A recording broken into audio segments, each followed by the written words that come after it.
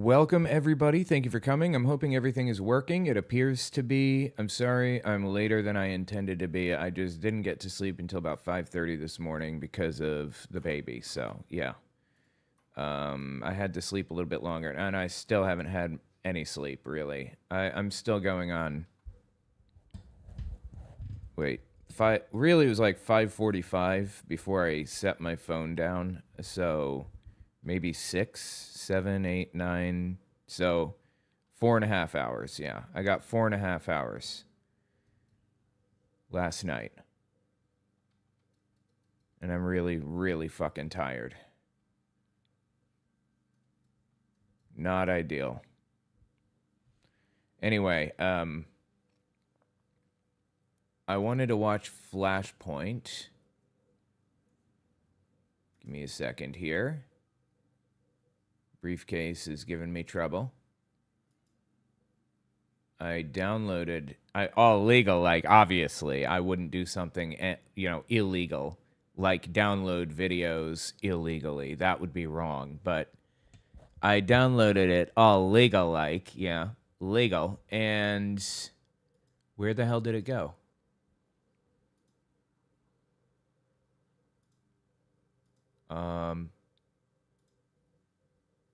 Okay, that's weird. It didn't produce a thumbnail for it, apparently.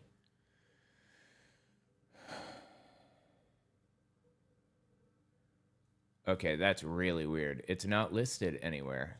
Oh, I see it. I've got it. Okay, Flashpoint. Trump is God's chosen leader for America in spiritual war with Islam. That's the title of this one. It is absolutely psychotic, as you would expect it to be. Oh boy. A lot of this was missed because of the transcript. That sucks. FBA's here. Put on leave as a result. Punished in response to an online hysteria about her being Muslim and a Palestinian. People who believe in the prophetic principles are our way forward. But to build a here to answer people. They have this Islam. Answer people's demands. Organizing in our neighborhood. All right, I couldn't take any more of that. Nate, this Islamic Representative Nate, good to have you on tonight. On the panel, Dutch Sheets, Pastor Hank Kuhneman, and to have you. First off, I want to start with some things that are happening here in Texas. So let me start with showing you. Let's go to number 3, guys. I never knew these people even existed. The Islamic Faith Power Alliance.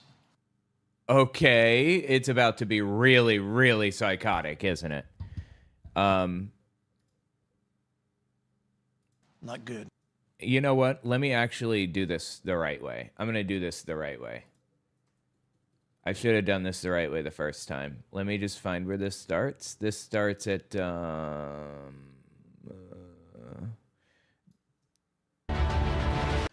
yeah, if I transcribe with audio, just music at the front, my transcription tool gets all confused and has no idea what to do with it. So it just reads like the entire thing as a transcript. Or I'm sorry, as music. It reads the whole thing as music.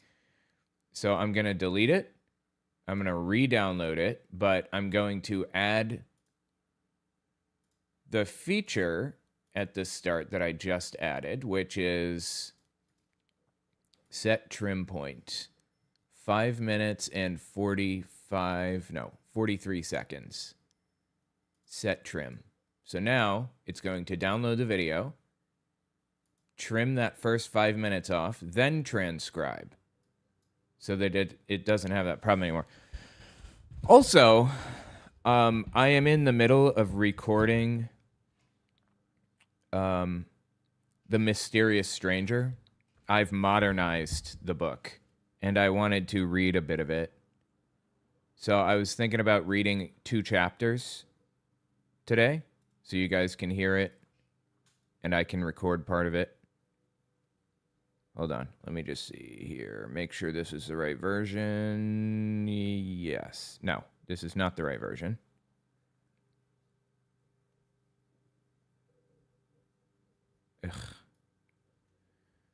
This isn't the right version. That's okay. All right, chapter 2, chapter 3. Let's see if we can get through chapters 2 and 3 and 4. Because they're short. Well, 4 is short. And 5 is the next long one. And I have to read chapter 2 because it'll give you context for the book. All right.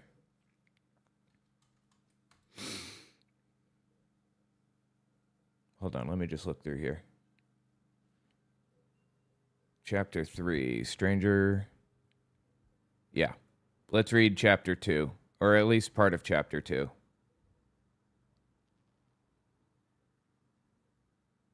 Yeah, here we go.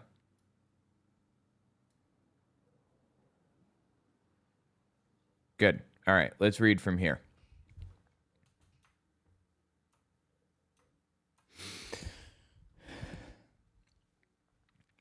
This is The Mysterious Stranger by Mark Twain. This is partway through chapter 2. We're going to read chapter 3 and 4. It should only take like 20 minutes. Before long, a young man came strolling toward us through the trees, and he sat down and started talking in a friendly way, as if he already knew us. But we didn't answer, because he was a stranger and we weren't used to strangers and were shy around them. He had nice new clothes on and was handsome, with a winning face and a pleasant voice. He was relaxed, graceful, and at ease, not slouchy, awkward, or self-conscious like other boys. We wanted to be friendly with him, but didn't know how to start. Then I thought of the pipe, and I wondered whether he'd take it if I offered it. But then I remembered we had no fire, so I felt let down. He looked up, though, bright and pleased, and said, "Fire? Oh, that's easy. I'll take care of it." So they were hanging out in the woods, and they come across this dude, just some random guy in the woods, is the story. I was so astonished I couldn't speak, because I hadn't said anything out loud. He took the pipe and breathed on it, and the tobacco glowed red, and curls of blue smoke rose up. We jumped up to run. And we did run a few steps, even though he was pleading with us to stay, giving us his word he wouldn't hurt us, that he only wanted to be friends and have some company. So we stopped, and we wanted to go back, full of curiosity and wonder, but too scared to risk it. He kept coaxing us in that soft, persuasive way of his. And when we saw that the pipe didn't blow up and nothing bad happened, our confidence came back little by little. And pretty soon, our curiosity got stronger than our fear, and we crept back, slowly and ready to bolt at the slightest scare. He was set on putting us at ease, and he had a real knack for it. You couldn't stay wary and nervous around someone so earnest and simple and gentle, who talked as charmingly as he did. He won us over, and before long, we were comfortable and relaxed and chatting away, glad we'd found this new friend. Once the awkwardness is completely gone, we asked him how he'd learned to do such a strange thing with the pipe, and he said he hadn't learned it at all. It just came naturally to him, like other things, other curious things. What kinds of things? Oh, a lot of them. I don't know how many. Will you let us see you do them? Do, please, the other said. You won't run off again? No, we really won't. Please do, will you? Yes, gladly. But don't forget your promise, you know. We said we wouldn't, and we went over to a puddle and came... We said we wouldn't, and he went over to a puddle and came back with the water in a cup he'd made out of a leaf. He blew on it and tossed it out, and it was a lump of ice in the shape of the cup. We were astonished and delighted, but not afraid anymore.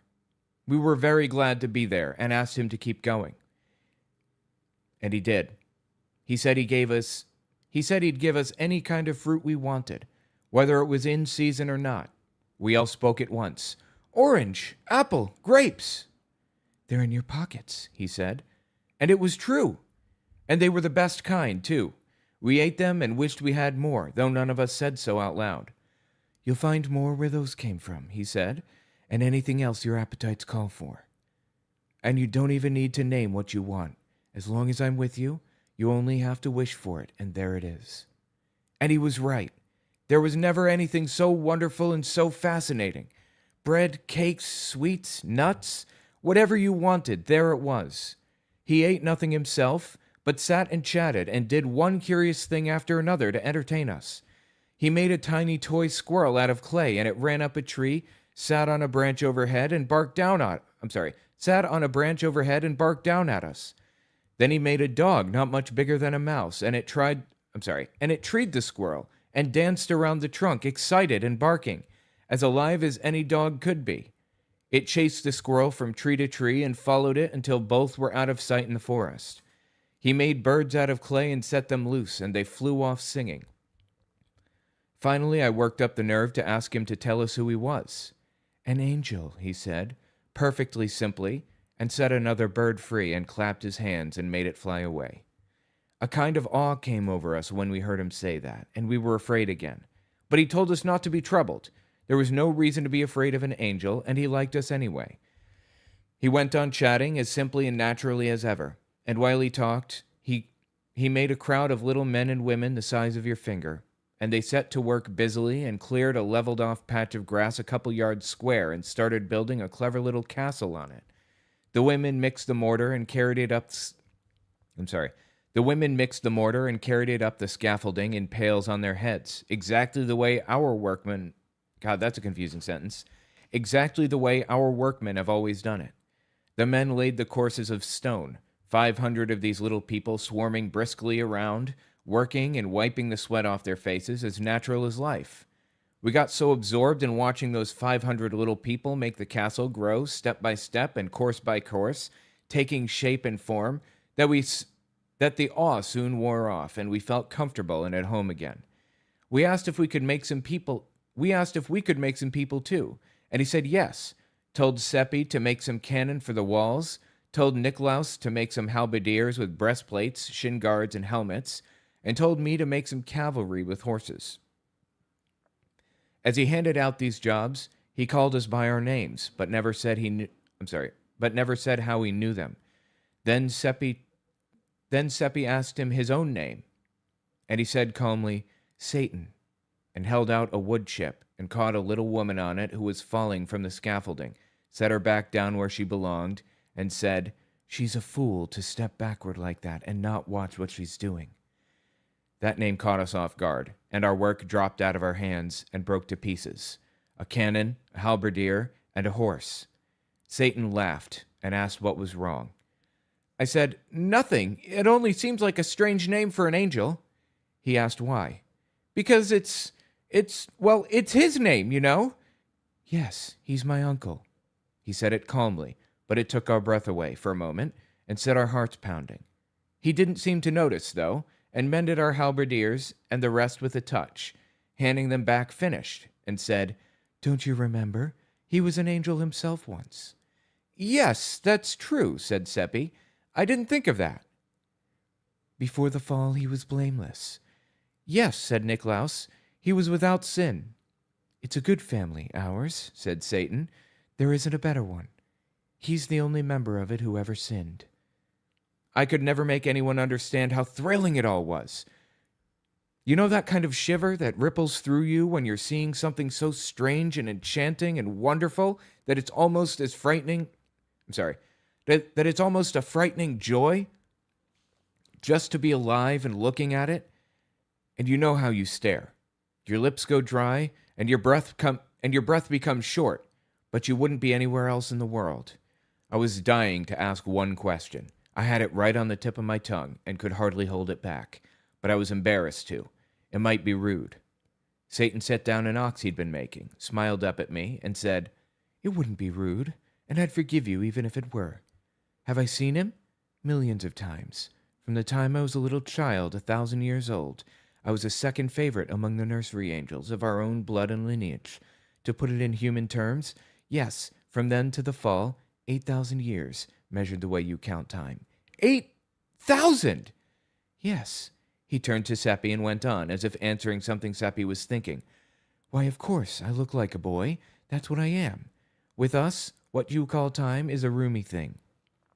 It takes a long stretch of it to grow an angel to full age. There was a question in my mind, and he turned to me and answered it. I'm 16,000 years old, counting the way you count. Then he turned to Nicolaus and said, No, the fall didn't affect me, or the rest of my family. It was only the one I'm named for who ate the fruit of the tree, and then tempted the man and the woman with it. The rest of us are still innocent of sin. We're not capable of committing it. We're without flaw, and will stay that way forever.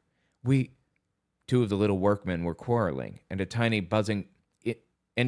buzzing bumblebee voices, they were cursing and swearing at each other. Now came the blows and blood. They grappled with each other in a life and death struggle. Satan reached out and crushed the life out of them with his fingers, threw them away, wiped the red off his handkerchief, and went on talking right where he'd left off. We can't do wrong, and we have no urge to, because we don't know what it is. It was a strange thing to say under the circumstances, but we barely registered it. We were so shocked and sickened by the senseless murder he'd just committed. Because it was murder. That was its real name. It was no softening and no excuse, since the men had done nothing to him. It made us miserable, because we loved him, and we had thought him so noble and beautiful and gracious, and had truly believed he was an angel. And to have him do this cruel thing, it brought him down so far, and we'd been so proud of him. He kept right on talking, as if nothing happened, telling us about his travels and the interesting things he'd seen out in the big worlds of our solar system, and other solar systems far off in the depths of space, and about the customs of the immortals who live on them, somehow fascinating us, enchanting us, charming us, despite the pitiful scene unfolding in front of our eyes. The wives of the little dead men had found the crushed, shapeless bodies and were crying over them, sobbing and grieving, and a priest was kneeling there with his hands crossed on his chest, praying. Crowds and crowds of sympathizing friends were gathered around them, heads reverently bare and bowed, many with tears running down their faces, a scene Satan paid no attention to until the faint sound of the weeping and praying started to annoy him. Then he reached out and took the heavy plank seat out of our swing, brought it down, and smashed all those people into the ground like so many flies, and went on talking just the same. An angel, and he kills a priest! An angel who supposedly didn't know how to do wrong, and yet he destroys in cold blood hundreds of helpless men and women who'd never done him any harm. It made us sick to watch that terrible deed, and to think that not one of those poor creatures was ready for death except the priest. None of the rest had ever heard a mass or seen a church, and we were witnesses. We'd seen those murders done, and it was our duty to tell. And let the law take its course. But he just went right on talking, and worked his spell over us again with that fatal music in his voice. He made us forget everything. All we could do was listen to him and love him and be his slaves, to do with us whatever he liked. He made us drunk with the joy of being near him, of looking into the heaven of his eyes, of feeling the ecstasy that thrilled through our veins at the touch of his hand. That's chapter 2.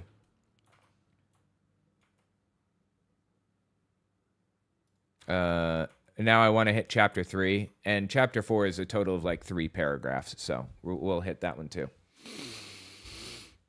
Is the baby going to be Alpha Force 1? I was thinking Beta Force 0. I've been debating it. Not super sure yet. We're figuring it out.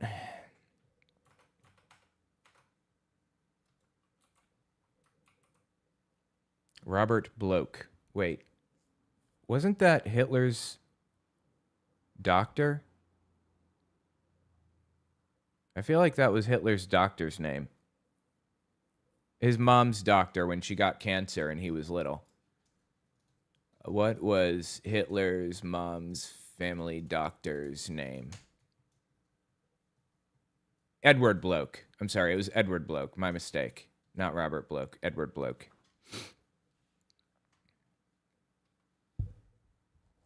A big part of my deconstruction journey was reading Twain's The Mysterious Stranger manuscripts. I feel like the version with the astrologer is inferior, but the 3 incomplete manuscripts sublime. Yeah, I decided to do the one with the astrologer because it's public domain. And I'm modernizing it. I'm kind of changing the verbiage to be a little bit more up to date, basically. Anyway. If we need them, then we can make more of them. Yes, this is the story. Anyway, okay, let's continue. BF0, that's right, 100%. Wrong bloke, yes. All right, let's hit chapter 3. Chapter 3. The stranger had seen everything, been everywhere, knew everything, and forgot nothing. What anyone else would have to study, he picked up at a glance. Nothing was hard for him. And he brought things to life when he described them. He had seen the world made. He had seen the world made. He saw Adam created. He saw Samson heave against the pillars and bring the temple down in ruins around him. He saw Caesar's death. He told us about the daily life of heaven, and he watched the damned writhing in the red waves of hell. And he made us see all of it, until it was as if we were right there, looking on with our own eyes. And we felt it, too, though there was no sign it was anything more to him than entertainment. Though there was no sign that there... Though there was no sign it was anything more to him than entertainment. Those visions of hell, those poor babies and women and girls and boys and men shrieking and begging in agony, we could hardly stand it. But he was as unbothered as if they'd been so many toy rats in an artificial fire. And whenever he talked about the men and women here on earth and the things they did, even their grandest and most magnificent, we were secretly ashamed, because his manner made it clear that to him, they and everything they did were of trivially small account. Half the time, you'd have thought he was talking about flies if you didn't know better. Once he even said, in so many words, that our people down there were fairly interesting to him, even though they were so dull and ignorant and trivial and conceited, and so diseased and rickety, and such a shabby, poor, worthless lot all around. He said it in a perfectly matter-of-fact way, without any bitterness, just the way a person might talk about bricks or manure or anything else of no consequence that hasn't got feelings. I could see he meant no offense, but privately I chalked it up to poor manners. Manners, he said. Why, it's simply the truth, and truth is good manners. Manners are a fiction. The castle's done. Do you like it? Anyone would have liked it. It was so lovely to look at, so shapely and fine, so cunningly perfect in every detail, right down to the little flags waving from the turrets. Satan said we had to put the artillery in place now, station the halberdiers, and show off the cavalry. Our men and horses were a sight to see. They looked so little like what they were supposed to be because, of course, we had no skill in making such things.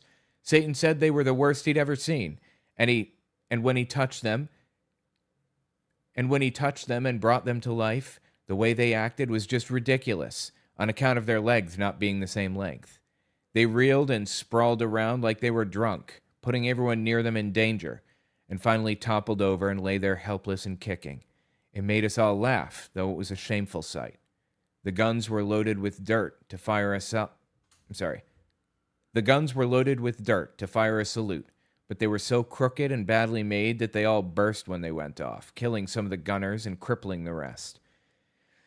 Satan said we could have a storm now, and an earthquake too if we liked. But we'd have to stand back a ways, out of danger. We wanted to call the people away as well, but he said never mind them. They were of no importance, and we could make some more another time if we wanted them. A small storm cloud began settling down back over the castle, and the miniature lighting and thunder began to play, and the ground to quiver, and the wind to pipe and wheeze, and the rain to fall, and all the people flocked into the castle for shelter. The cloud settled The cloud settled blacker and blacker until you could barely make out the castle through it. The lighting blazed out flash after flash and pierced the castle and set it on fire, and the flames shone red and fierce through the cloud, and the people came flying out, shrieking. But Satan brushed them back, paying no attention to our begging and crying and pleading.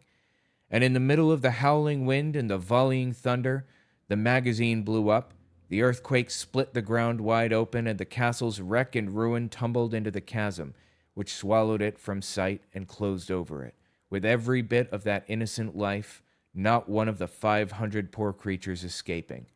Our hearts were broken, and we couldn't stop crying. "Don't cry," said Satan. "Don't cry," Satan said. "They were of no value." "But they've gone to hell!" "Oh, it doesn't matter. We can make plenty more." There was no use trying to move him. He was clearly completely without feeling and couldn't understand. He was full of bubbling high spirits, as cheerful as if there was... Ugh, God. I have to get this exactly right and read it exactly word for word because I'm going to be plugging it into a TTS model later. As cheerful as if this were a wedding instead of a fiendish massacre. And he was set on making us feel the way he did. And, of course, his magic got him what he wanted. It cost him no effort. He did whatever he pleased with us. In a little while, we were dancing on that grave, and he was playing for us on a strange, sweet instrument he took out of his pocket. And the music! There's no music like it, except maybe in heaven. I'm sorry, I got an email that's interesting to me about audio rights.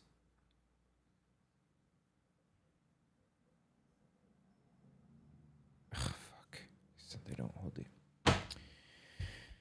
All right, disregard. Let's continue. And the music. There's no music like it, except maybe in heaven, which is exactly where he'd brought it from, he said. It made you wild with pleasure. We couldn't take our eyes off of him. And the look that came out of our eyes came straight from our hearts, and its silent language was worship. He'd brought the dance down from heaven, too, and the bliss of paradise was in it. After a bit, he said he had to run an errand, but we couldn't stand the thought of it, and clung to him and begged him to stay. And that pleased him, and he said so. And he said he wouldn't go just yet. He'd wait a little while, and we'd sit and talk a few minutes longer. And he told us Satan was only his real name, the one we alone were to know him by. In front of other people, he'd chosen another name to go by, just a common one, the kind people have, Philip Traum. It sounded so odd and shabby for such a being, but it was It sounded so odd and shabby for such a being, but it was his decision, and we said nothing. His decision was enough. We'd seen wonders that day, and my thoughts started running on what a pleasure it would be to tell them when I got home. But he noticed those thoughts and said, "No, all of this is a secret among the four of us. I don't mind you trying to tell it if you like, but I'll guard your tongues and none of the secret will get out." It was a disappointment, but it couldn't be helped, and it cost us a sigh or two. We talked pleasantly along, and he was always reading our thoughts and answering them, and it seemed to me that this is the most wonderful of all the things he did. But he broke into my musings and said, No, it would be wonderful for you, but it wasn't for me. I'm not limited the way you are. I'm not subject to human conditions. I can measure and understand your human weaknesses because I've studied them, but I have none of them. My flesh isn't real, though it would feel solid to your touch. My clothes aren't real. I'm a spirit. Father Peter is coming. We looked around, but didn't see anyone. He's not in sight yet, but you'll see him in a minute. Do you know him, Satan? No. Won't you talk with him when he gets here? He isn't ignorant and dull like us, and he'd love to talk with you. Will you? Another time, yes, but not now. I have to run an errand shortly. There he is now. You can see him. Sit still and don't say anything." We looked up and saw Father Peter coming through the chestnut trees. The three of us were sitting together in the grass, and Satan sat in front of us in the path. Father Peter came slowly along with his head down, thinking, and stopped a couple of yards from us, took off his hat, got out his silk handkerchief, and stood there mopping his face and looking like he was about to speak to us, but he didn't.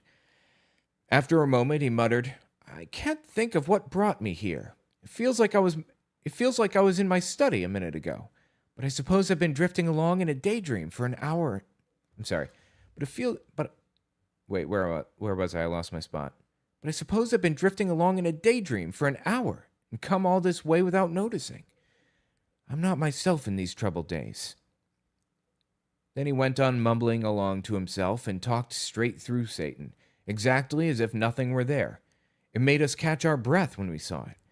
We had the urge to cry out, the way you almost do when something startling happens.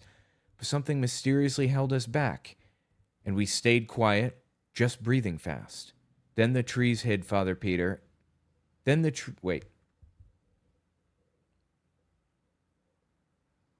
trees hid Father Peter after a little while, and Satan said, It's just as I told you. I'm only a spirit." "Yes, we can see that now," said Nicolaus. But we aren't spirits. It's plain he didn't see you. But were we invisible too?" He looked right at us, but he didn't seem to see us.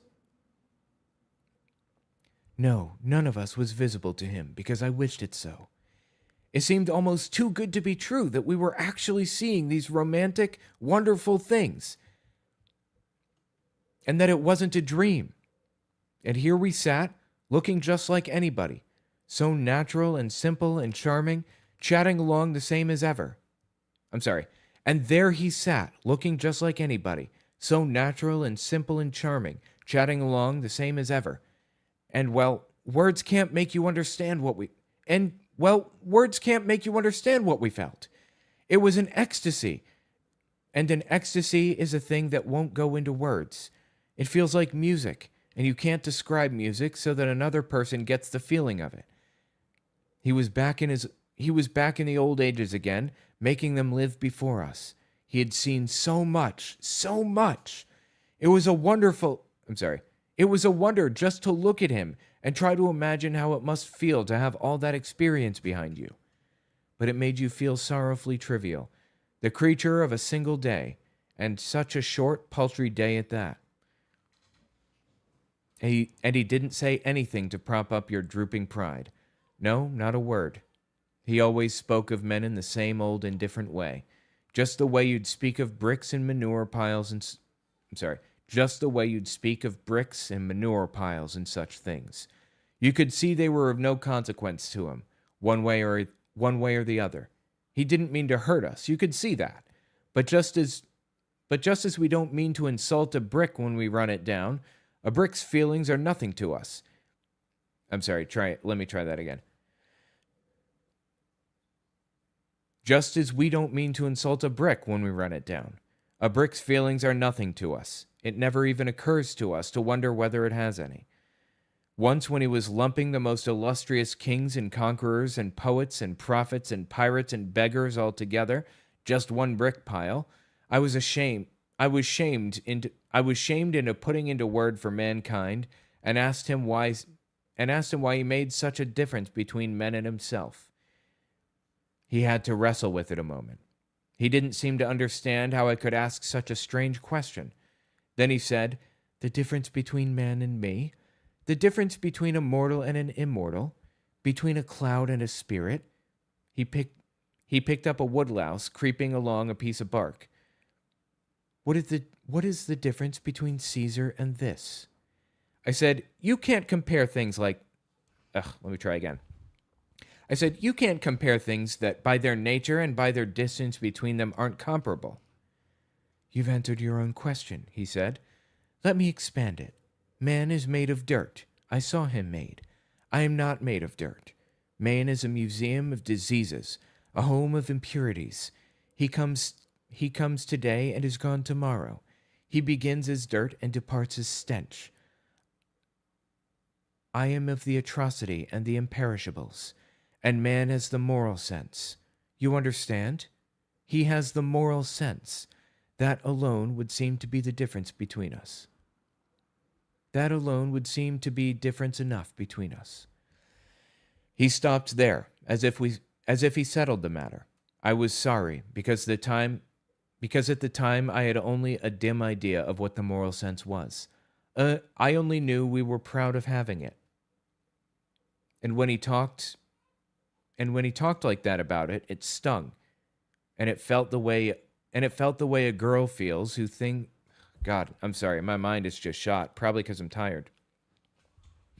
And it felt the way a girl feels who thinks her finest outfit is being admired, and then overhears strangers making fun of it. For a while we were all silent, and I, for one, felt low. Then Satan started chatting again, and soon he was sparkling along so cheerfully and merrily that my spirit picked back up.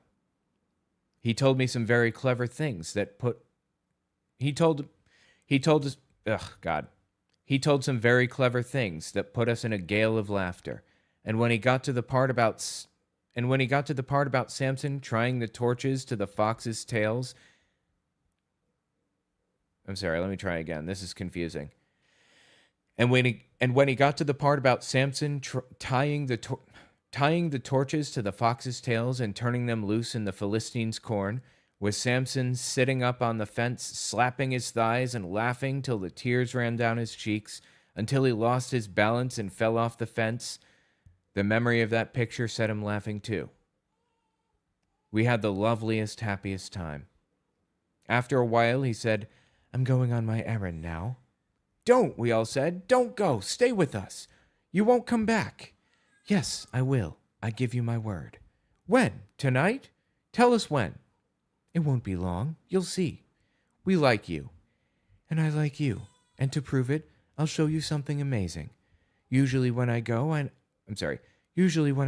just vanish. But this time I'll dissolve myself and let you watch me do it. He stood up and it was over quickly. He thinned away and thinned away until he was a soap bubble. Except that he kept his shape. You could see the bushes through him as clearly as you could see. God. Hang on, let me find my spot. You could see the bushes through him as clearly as you could see things through a soap bubble, and all over him played the flash. God, this is so confusing.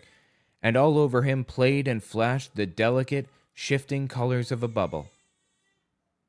Hang on. Baby's crying. I'm going to pause here on the book, and I'll come back to it. Let me finish this paragraph. And along with them, that thing shaped like a window sash that you always see on the curve of a bubble.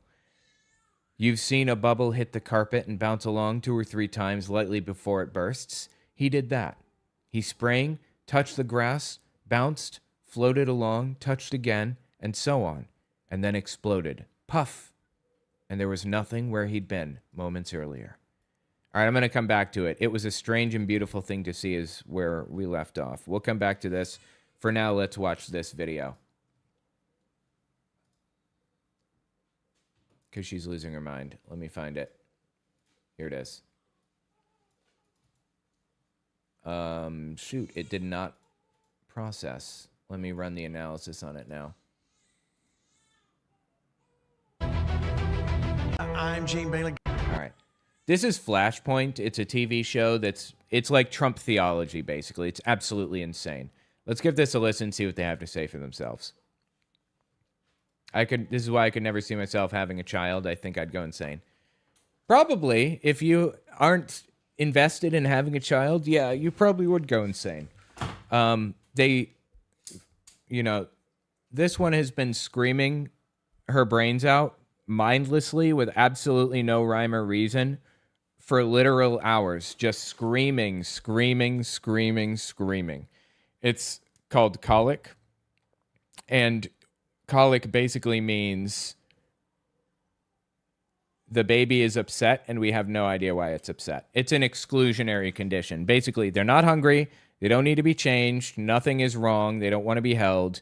They just want to scream at the top of their lungs like they're dying. That's what that is, and that's what she's going through right now, unfortunately. So that's not ideal. If you don't have an iron will, you will lose your mind. Having a good set of AirPods that goes on mute mode is pretty useful. You know, the hospital and the doctors, they basically say, set the baby down in the crib and let them cry and walk away, because there's nothing you can do to help. And listening to the screaming is like nails on chalkboard to biological parents. You can hear a baby crying, and it's like, oh, wow, that's kind of annoying. I wish that wasn't happening. But as the biological parents, it's different. It's not the same. It's intolerable. It's literally like nails on a chalkboard. But having a good pair of AirPods that mute, like I said, is useful. I'm going to let this play for a second. I'm going to go grab some coffee real fast. I'll be right back. My guest tonight on the panel, Dutch Sheets, Pastor Hank Kuhneman, and Rush, and our good friend Nate Schatzline. Representative Nate, good to have you on the show tonight. Glad you're here. I'm honored to be on, always an honor to be on the Flashpoint Army, the biggest group that is truly leading the way for revival and reformation in our country. I'm excited. All right, I'll give you $100. Okay. No, we've got a lot to talk about, but I want to start. First off, I want to start with some things that are happening here in Texas. So let me start with showing you. Let's go to number 3, guys. I never knew these people even existed. The Islamic Faith Power Alliance. Not good. Watch.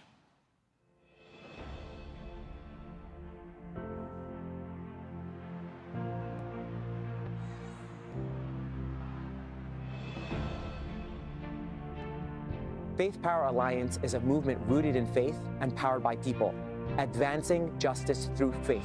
Faith Power Alliance, a new organization that is meant to go back to the foundations of organizing, rooted in faith, but powered by people.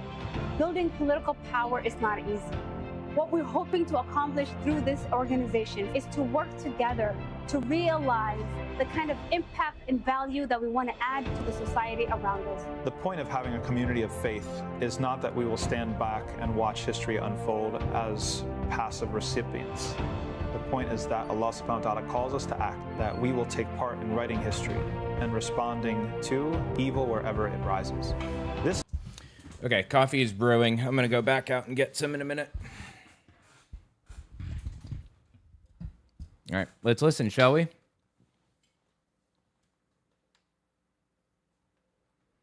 Siri, turn on living room air conditioner. Super good book. I really like that book a lot. I'm just checking things here real fast. Okay, let's listen. This is Flashpoint. It's a Trump theology TV show. They're out of their gourds drunk on Donald Trump. Let's give it a listen and see what they have to say. This one is about Islam. See, what was the title that I named this? Well, I haven't named this one yet. Shit. This one is basically about how the church needs to prepare for a war with Islam. So let me start with showing you. Let's go to number 3, guys. I never knew these people even existed. The Islamic Faith Power Alliance. Not good. Watch. Not good. Like, people can't have religious organizations? Hold on, let me name it now. No.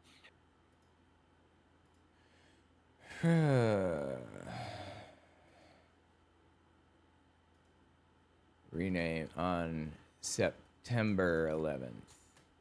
Oh my God. I'm sorry. I just need one more second to fix this. Yeah, here we go. Flashpoint must be banned. Yeah, okay. Got it. Now let me just grab the transcript, copy, and see if I can search through it here. All right, there we go.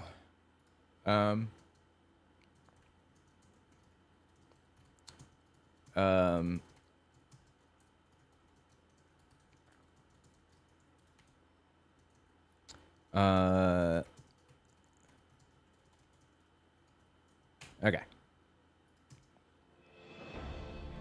The Islamic Faith Power Alliance speaks.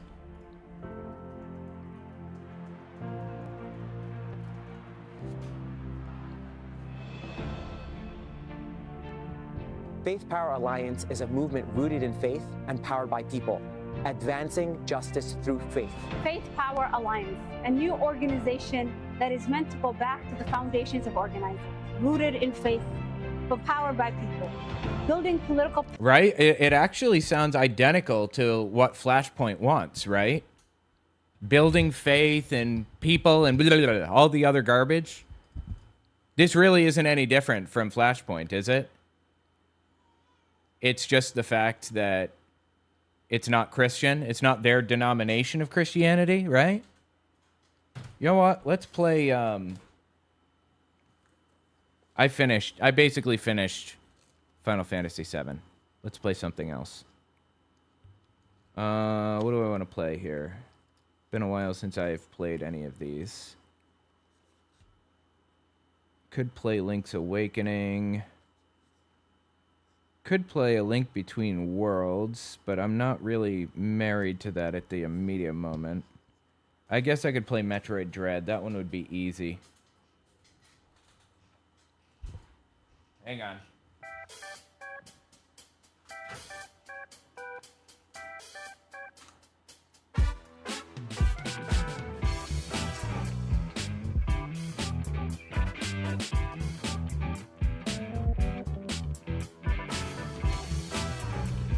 This thing's getting pretty warm. The Switch, that can't be good for it long term, right? Let me just try to move the dock real fast. 1 second.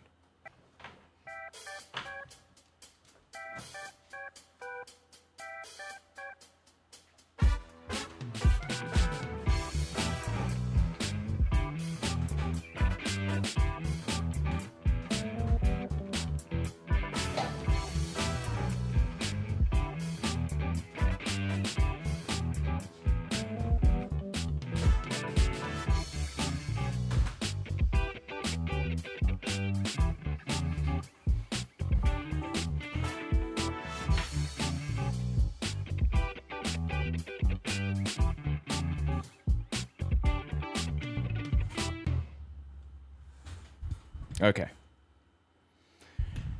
So the Faith Power Alliance, the FPA, is a Muslim American civic engagement and political organization. It's a 501c3 that was founded by Muslim Alliance in North America, or MANA, okay, and the Muslim American Society, MAS, and launched in December 2025 to organize American Muslims to build grassroots political power that shapes policy and advances justice. Its own description is a movement rooted in faith and powered by people, advancing justice through faith, grounded in Quranic commandment to stand for justice. So, let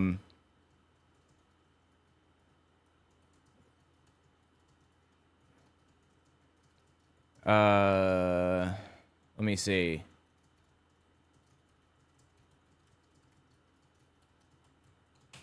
I'm just trying to find out if it's give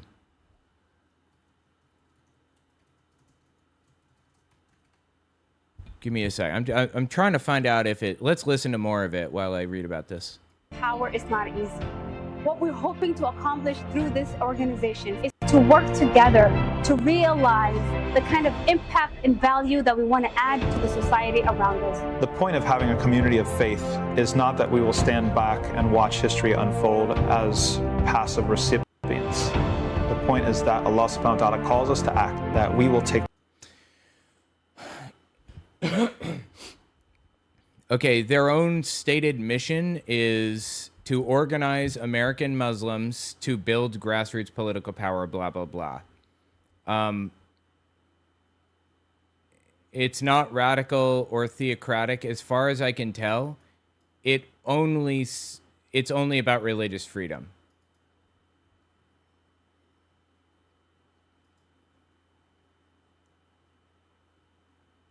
But FPA,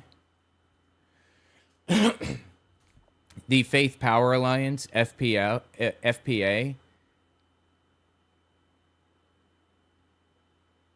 I think that they are a little nutty. It's hard to tell really at just kind of glancing through real fast. But it appears as though, hang on. Yeah, advancing justice through faith.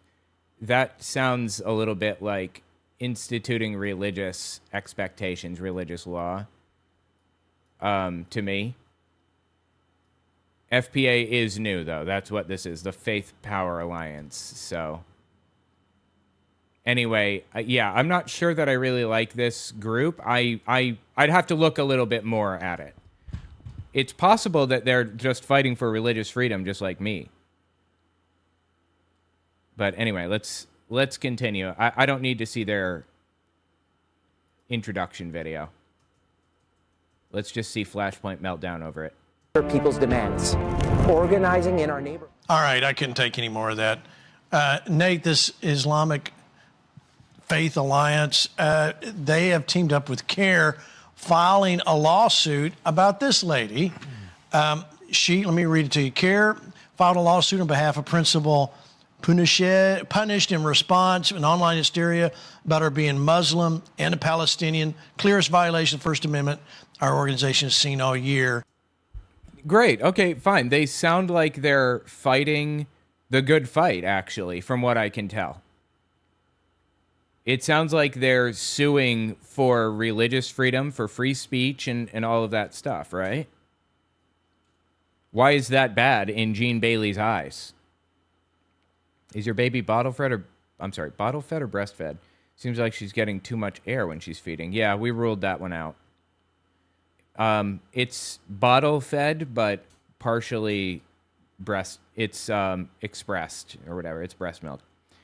Anyway, yeah, we ruled it out. That's not the problem.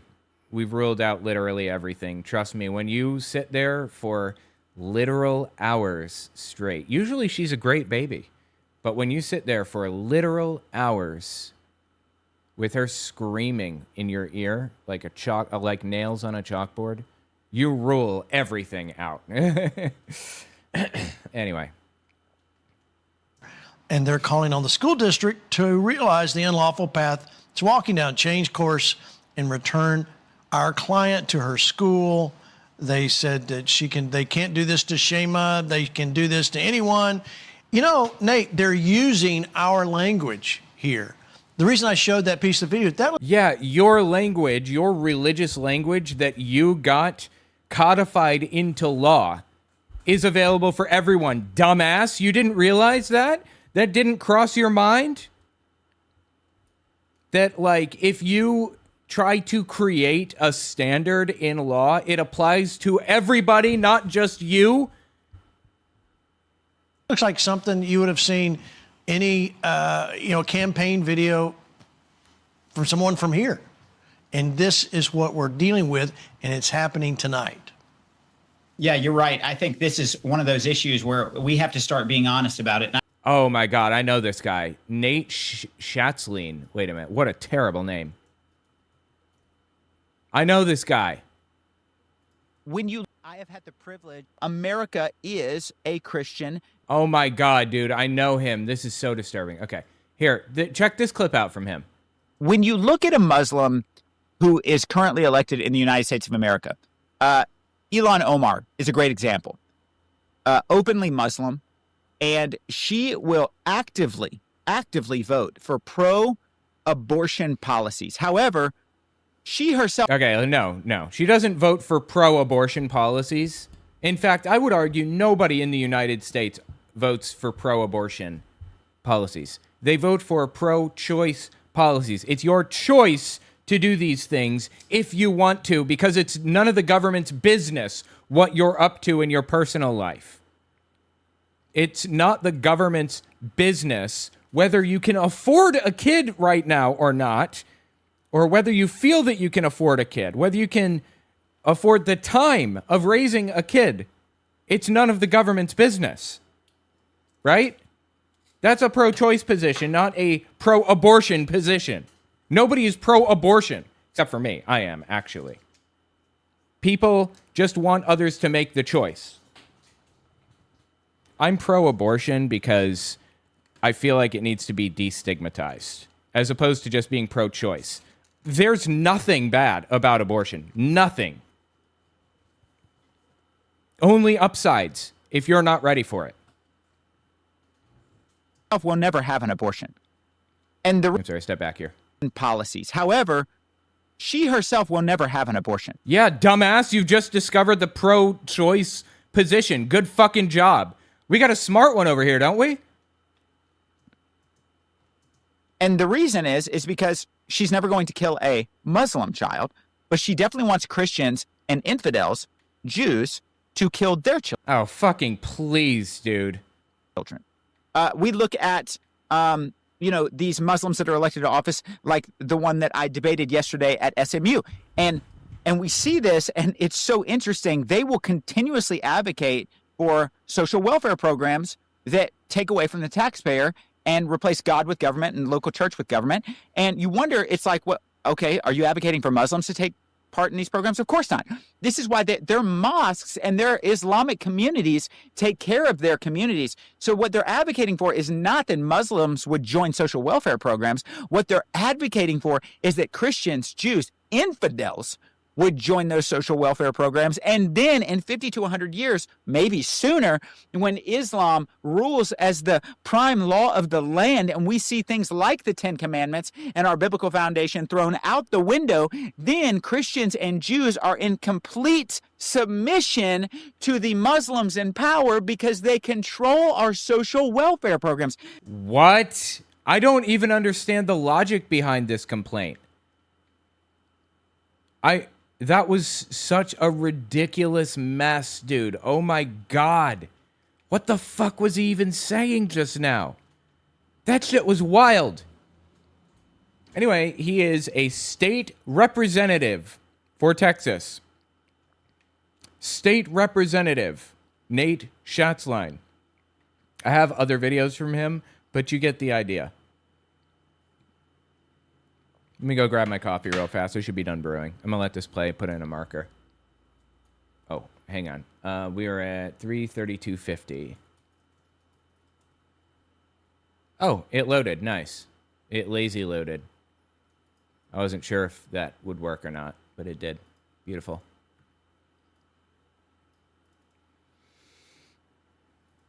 Okay, here we go. I remember saying this at a Flashpoint Let me turn it up. event, but I think it's important to note that All right. Islam is one of the greatest threats to our Western society and Western civilization, certainly our Christian values nationwide.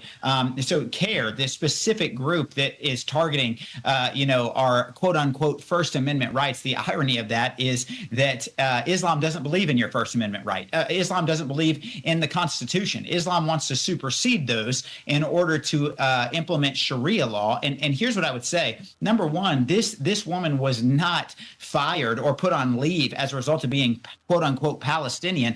She was put on leave for her radical views of wanting to Islamify the state of Texas, Fort Worth, no less, right, and start teaching radical ideology to our children, when in reality, Islam is quite literally promoting rape, is promoting the removal of rights for women, is promoting, unconstitutional laws that will supersede our state constitution. This is a big deal, Gene. And by the way, okay, I'm back. Sorry. I'm sorry. I just had to snag that kofefi. All right, here we go. We were at 3:32. Good. I remember saying this at a Flashpoint event, but I think it's important to note that Islam is one of the greatest threats to our Western society and Western civilization, certainly our Christian values nationwide.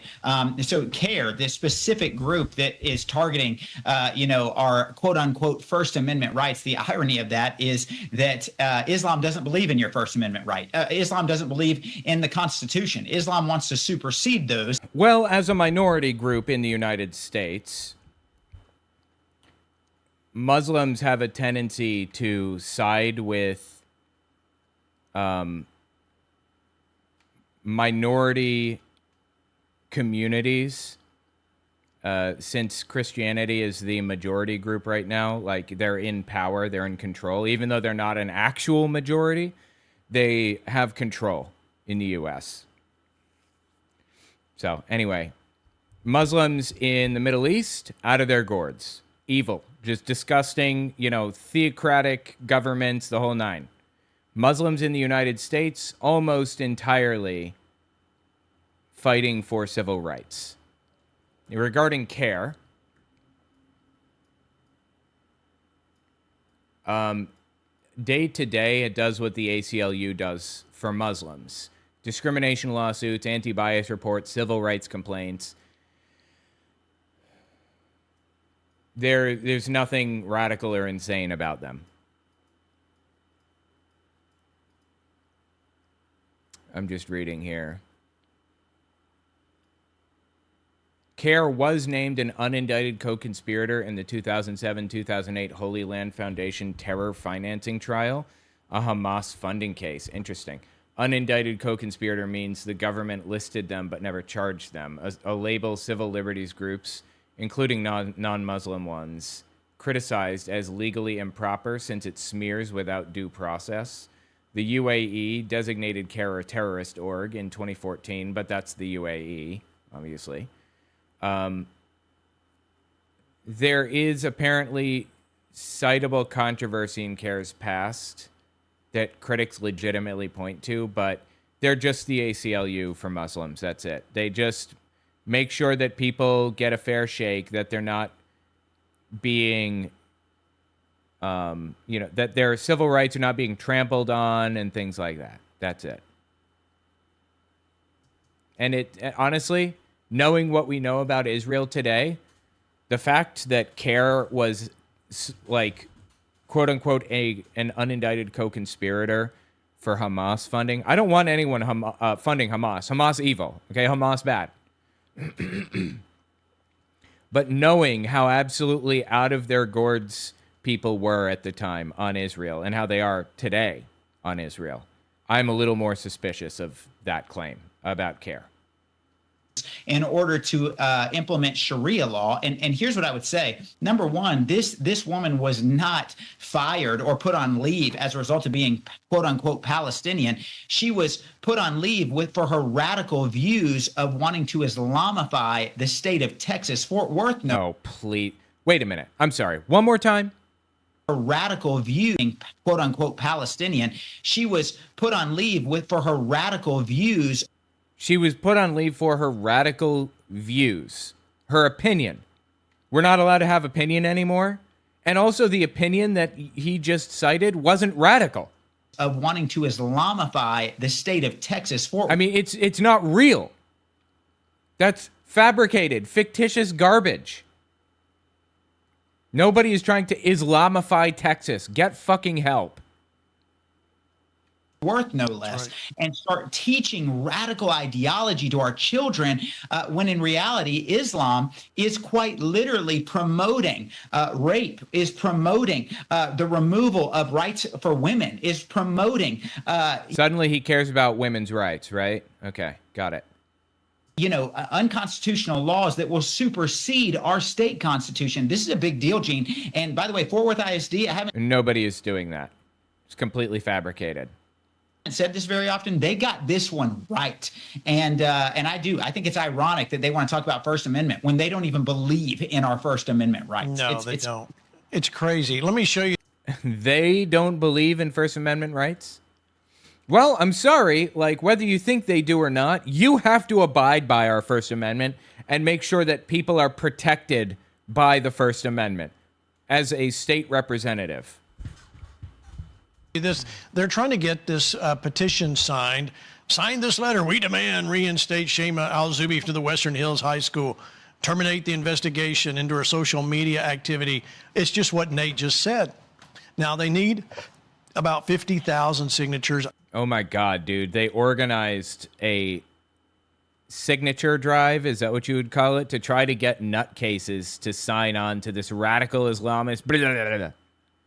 I don't think they're anywhere near that. Nate, do you see this going anywhere? Wait, we demand reinstate. Oh, I see. No. So this is them trying to have her reinstated. I thought it was Flashpoint trying to get people to sign some ridiculous petition to get her removed from something or other. But no, this, okay. Reinstate Shema Al-Zubi to the Western Hills High School principal position immediately. So she was a principal. Hang on 1 second.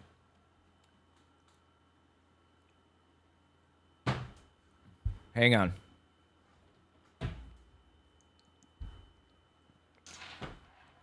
Just a second.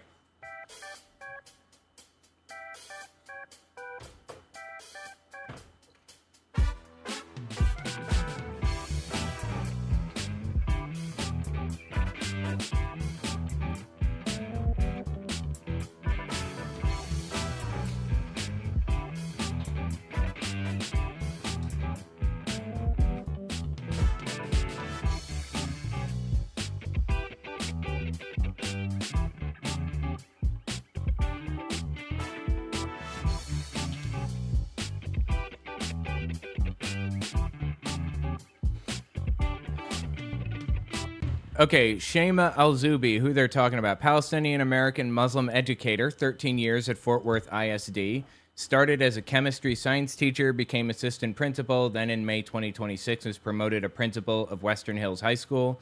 By all accounts, well-regarded educator, teachers showed up to defend her. The district posted her hiring announcement with a photo showing her in a hijab. Libs of TikTok circulated it along with old social media posts. Days later, FWISD, Fort Worth, whatever, pulled the post and reassigned her pending investigation, saying the posts may not align with staff policy. The posts in question: support for Black Lives Matter, Palestinians, immigrants, dreamers, COVID mask mandates, and one explaining/defending Sharia law as comparable to other religious ethics.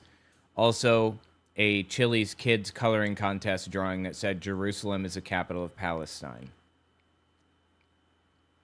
So the current status: she filed a federal First Amendment lawsuit seeking reinstatement. That's literally happening 13 hours ago. Like it's happening now. Interesting. So she was hired on merit based on her past experience, and Libs of TikTok targeted her and attacked her. That's what happened. Petition signed. Sign this letter. We demand reinstate Shema Al-Zubi to the Western Hills High School. Terminate the investigation into her social media activity. It's just what Nate just said. Now they need about 50,000 signatures. I don't think they're anywhere near that. Nate, do you see this going? I don't know if they have 50,000, but she's absolutely going to win this. I'm very, very confident. If they're suing right now, it's a matter of time before she wins this, I believe. Going anywhere? I see it going directly to the legislative desk of either the governor or future legislators, so that we can figure out a way to make sure that people like this never become teachers in the great state of Texas. So I don't think it goes anywhere on their behalf, but I do believe that legislators are going to rise up as a result of this, because this, if anything, educated us of, oh, okay, if we have radical Islamists coming in to teach our children. We don't have radical Islamists teaching our children anything. What are you talking about? What are you smoking? What do you mean when you say radical Islamists? She's not a radical Islamist. She simply expressed support for Black Lives Matter, for Palestine. Those are just political opinions. That's it. And they were on her personal, private account on top of all of it. We better put something in the law that ensures that people like that can never indoctrinate our kids ever again. So I think our governor is going to be very responsive to this. I think the legislature is going to be responsive to this. We already banned CARE from owning Texas land. Why on earth would we let them teach our children? We banned CARE from owning Texas land. What the fuck? Also, she's not with CARE. She's just a Muslim. Not every Muslim is with, like, that's like saying every atheist is with the ACLU. We already banned the ACLU from owning land. Why would we let somebody like Owen Morgan run a YouTube channel if he can't even own land? That's basically what he's saying right now. That is insane. Please fucking get help. These people are absolutely out of their minds. I don't understand how are they still allowed to operate in Texas? I don't know what the laws are there, but that seems like they ought to. If they can't do that, they shouldn't even be allowed. Look at this. You know, you talk about just far righters. Are you kidding me? How are they allowed to operate? Well, it's a free fucking country. Remember? I guess you forgot that people are allowed to just like live their lives and express political opinions. Far-right Christian nationalists lie and attack veteran educators. You know, this is all part of this same thing that we're dealing with. And so let me say this to all of our viewers watching, especially those of you here in Fort Worth and Texas. Get a backbone and get your hide a little bit thicker. We cannot bow and buckle under the weight. Somebody calls you a name. I'll take the far-right Christian nationalist moniker. Jesus fucking Christ, dude. These people are literally encouraging and amplifying right-wing domestic terrorism, is what they're doing. Thank you. I received that, and I wear it proudly. We're going to have to see what's going on. So as going forward, we're going to keep you up to date on what's happening here, because this is a, Nate, do you feel like this is like a landmark case? This has risen back up to the top. This was over and done with, and now, because they've brought it up in this lawsuit, it's going to, the result of this is going to have long-lasting effects. I doubt it. This is not an important case. This is just an example of right-wing domestic terrorists attacking a Muslim, like, principal of a school. That's it. Well, honestly, I'm so proud that Texas is rising up in the opposite direction of the way that we're seeing, you know, in the UK. They've completely lost their nation to Islamists. I mean, Nope, they haven't, actually. Completely made up. The UK still exists and is still, in the most literal sense, a Christian nation. You're looking at, you know, entire police forces that have been taken over. And here, right here on our homeland in the United States of America in Minnesota, we've seen entire cities being taken over and then capsized by, you know, Mom Donnie's election in New York City. We in Texas, I believe, have the responsibility to push back in ways that other states want to, but maybe don't have the guts to do so. And so I believe this is not just a turning point, but it's a wake-up call for the people of Texas. Every person we elect needs to be open and honest about the fact that we are not going to allow Islam. By the way, I didn't say radical Islam. I said Islam to be normalized. Oh, so he's pretty clear. We don't want religious freedom in the United States. That's what that means, right? He didn't say, I don't want to get rid of the extremists. He said, I don't want the religion in this country.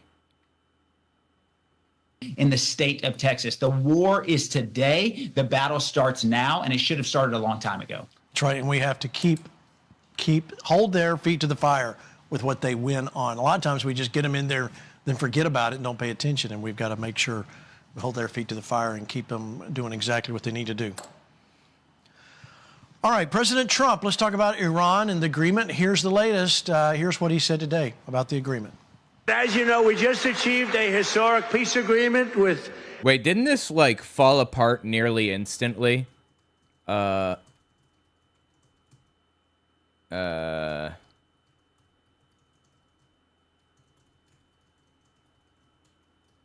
me see if I can find out about this. I'll look this up.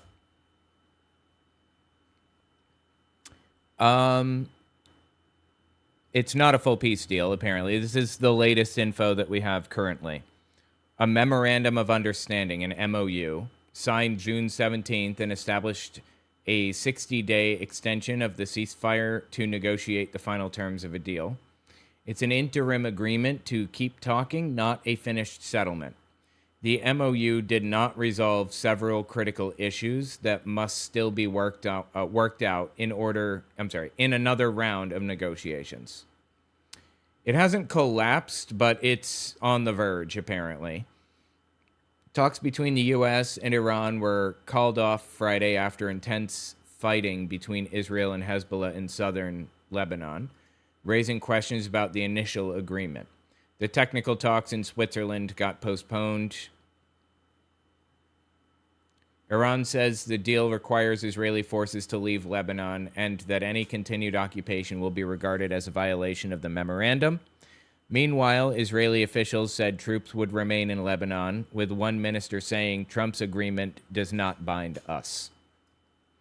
So the core problem, Israel wasn't a direct party to the U.S.-Iran deal and is openly rejecting it, basically. The Lebanon fighting is the live fuse that keeps threatening the whole thing. And Israel is not backing down from this. They are going to continue fighting. And Iran is intelligently refusing to cooperate with the deal until Israel backs down and chills the fuck out. That's the right thing to do here, the right way to go, because Israel is actually trying to consolidate power right now in the region, and they're trying to steal land, more land that they had already, more than they had already stolen. Basically, they're trying to take Lebanon because Canaanites live in Lebanon, and they believe that they have a standing order to murder every man, woman, and child of Canaanite origin.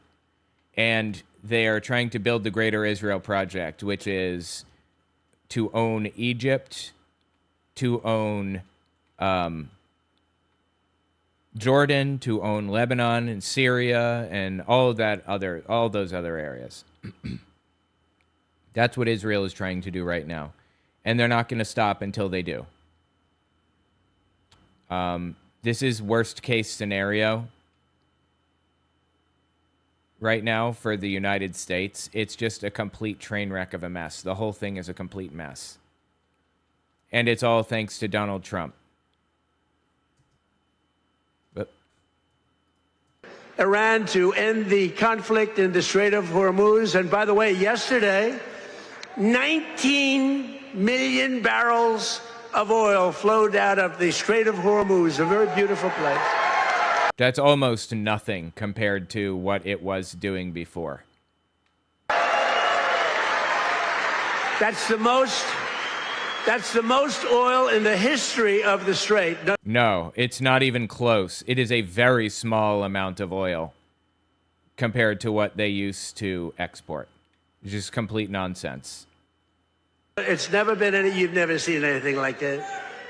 It's called an oil gush. And most importantly, we are ensuring one thing very importantly, because this is why I did it. I did it for this reason, 99% for this.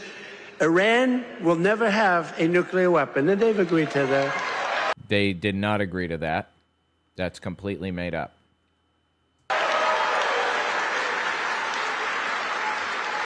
But remember, this wasn't easy. We had 47 years worth of presidents and other people, other countries too. We're not the only one that never did anything.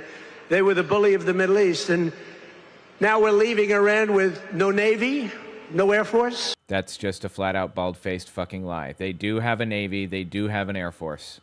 No anti-aircraft. Not true. No missile capability, no nuclear program. We're leaving them without any nuclear capacity. And none of that is true. That is all completely and totally fabricated garbage. They've agreed to that, and we're getting along quite well, although if you read the fake news, you never know. Think of it. Well, it's a lie. I mean, it's not true. None of that is true. Iran has, like, that stuff about, like, not having a nuke isn't even in this current deal.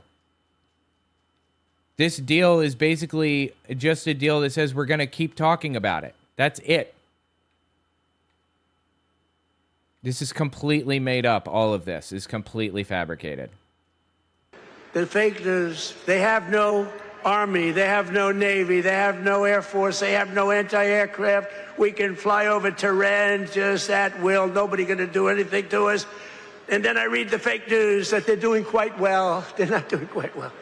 They are, actually. They won the war against the United States. You could definitely, comfortably say that. These people right there, look at all of them. Whoa. Whoa. Whoa. That's a lot of press. That's almost as much press as Bo had at the White House last week when he knocked out his opponent in the first round. Right? Oh my God, dude. He's so rambly. Like, it just goes on and on about complete nonsense. Does he ever get tired of fucking talking? I think you had more. Bo had more press. But the Iran economy has been crushed and their defense industrial base has been damaged so Not true. Just completely false. severely that it'll take them many years to rebuild, many, many years. And now we're trying to work out a deal that's fair. We're working out a deal that's fair, right? Right, so there's the latest from Pennsylvania. Ed, I haven't talked to you about this. Let me get your take on what you're seeing with President Trump and this whole deal with Iran. I mean, their Navy, who was it that said their Navy sailing at the bottom of the sea, and they keep bumping into their aircraft. So, did somebody say that? What do you think is happening from here?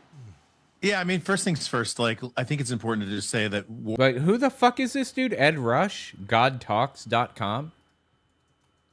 Hold on. Wait a minute.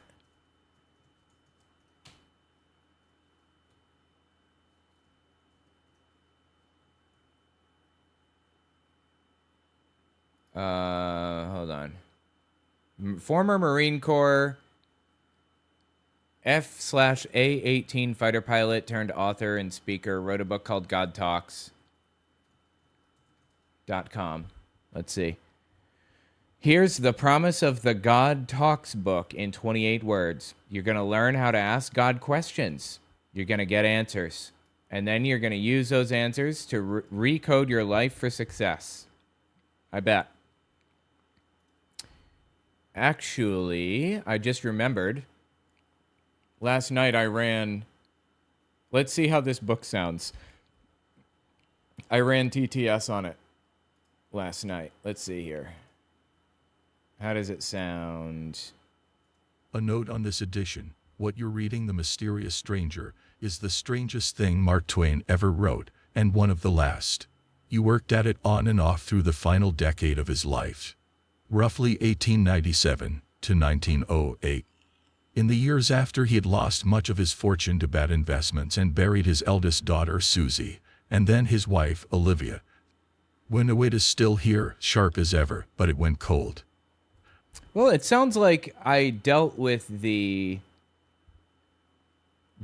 gibberish problem. I was dealing with a gibberish problem. Let me jump to chapter 3. Let's see how this sounds. Chapter 3. The stranger had seen everything, been everywhere, knew everything, and forgot nothing. What anyone else would have to study, he picked up at a glance. Nothing was hard for him. And he brought things to life when he described them. He had seen the world made. He saw Adam created. He saw Samson heave against the pillars and bring the temple down in ruins around him. He saw Caesar's death. He told us about the daily life of heaven. You'd watch the damned writhing in the red waves of hell. And he made us see all of it, until it was as if we were right there, looking on with our own eyes. And we felt it too, though there was no sign it was anything more to him than entertainment. It's not bad. It's pretty clearly AI, though. I mean, not AI. It's pretty clearly TTS. That's what I mean. But I'm working on another model right now that's actually pretty impressive. Do you guys want to hear? Hold on. It's a completely different voice system. Entirely different. Let me see if I can find it. Hold on. Loading. Am I the only one who finds the rambling from Trump to be almost as bad as Fidel Castro's was? I bet you wouldn't be if I had ever heard Fidel Castro talk, but I don't believe that I ever have. All right, here, listen to this one. This is Orpheus, Leah. It's another model. Oh, shoot. I can't play it from here, really? Okay, here. This is Orpheus. It's another TTS thing. The records from those years are full of silences. The deliberate quiet of people who understood exactly what was happening and chose to look away. That's pretty good, right? Some of these are really, really good. What's this one? Let me play this one. The records from those years are full of silences, the deliberate quiet of people who understood exactly what was happening and chose to look away. That's Voxtral is what it's called. It's based on the Mistral system, but it's TTS for Mistral. And I'm building that into Bookforge right now just to kind of play around with it. It's not bad, I don't think. If I can get good prosody, if I can get it to read to sound identical to a human with the inflections and everything, I can put any voice on it I want. I just need to get good prosody. Those visions of hell, those poor babies and women and girls and boys and men shrieking and begging in agony. We could hardly stand it, but he was as unbothered as if they'd been so many toy rats in an artificial fire. And whenever he talked about the men and women here on earth and the things they did, even their grandest and most magnificent, we were secretly ashamed because his manner made it clear that to him, they and everything they did were of trivially small account. This one is a little rough still. I think that needs some work. But anyway, sorry. A little bit of an aside there. Just checking the chat. Looking here, 1 second. Welcome back, Nerico. Okay, cool. Let's continue. Ed Rush, back to him, just so that we address that. Ed Rush, former Marine Corps FA-18 fighter pilot. Yeah, we already covered that. Okay. He's the panel's warfighter voice. Like, they have different roles for each person. They have a prophet, they have a warfighter, they have the host, and then they have the host agree with everybody. He's the warfighter voice. War and foreign policy is a complicated game. Historically, we find out the results of our decisions about 10 to 20 years later. And so the first thing I would just say is, like, let's just give it time, give the president a little space, give the State Department and our military, DOD, just a little bit of space. I think our track record is pretty good so far. The president's foreign policy track record, our Secretary of State's track record, and DOD's track record has been pretty good. And I'll just say, like, I trust the administration at this point on this one. Now, I'll tell you who I don't trust is the Iranian leadership, the IRGC. They are... So in this specific one, we have Gene Bailey, Nate Schatzline, Hank Kunneman, Dutch Sheets, Ed Rush. And each person fills a kind of gap in the panel. Ed Rush is the warfighter / credibility voice. Dutch Sheets is the intercessor / prayer voice. Hank Kunneman is the prophetic voice. Nate Schatzline is the elected official / policy voice. Gene Bailey is the host. And so each voice fills a role, fills a niche that they need filled to convince their little nutcase audience that what they're saying is true and accurate and that they should believe it, basically. Fascinating. On this one. Now, I'll tell you who I don't trust is the Iranian leadership, the IRGC. They are liars, and they lie for a living. The thing about them is I actually think they think it's, morally righteous to lie to their enemies. And so... You hearing this shit? You hearing what this fucking dude is saying right now? That is literally what he believes. Are you kidding me? You cannot be real with this shit. These people hold on to theocratic warfare, the belief that you can and in fact should lie to your enemy. to get what you want, to convince them that you're right, to win a battle, to whatever. You should lie to your enemy. And he's sitting here pretending that he is above that? What? This cannot be real. I don't totally believe that they'll never have or at least attempt to acquire a nuclear weapon. I think our intelligence lately has been pretty good to try to figure out where those weapons, uranium enrichment development has been, where the weapons potentially are. I think the president is... They don't have nuclear weapons. They do not have nuclear weapons. Not one single person, reputable person, claims that they have a weapon. No European agencies, no, international organizations like the IAEA, nobody claims that they have a nuclear weapon. Not one person. Pakistan does have a nuclear weapon, however, and they got theirs like in the 70s, I think. Yeah, it was like in the 1970s they got theirs.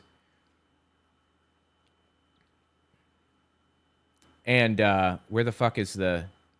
He's not going to sneak up behind me, is he? No, he's not. Okay, we're good. Anyway, they got theirs in the 70s, and they said if the U.S.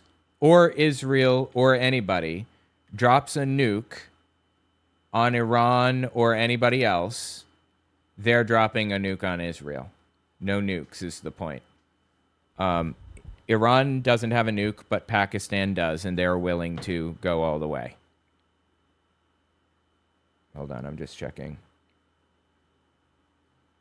Okay. Well knows that they can't be trusted, and I think our eyes are probably on them, and I think time will tell as far as this goes. I think the last point I'll make... At the end of the day, Iran doesn't need a nuke. They don't even want a nuke because the leverage of the possibility that they might get a nuke is enough. It gets them lifted sanctions. It gets them negotiation power.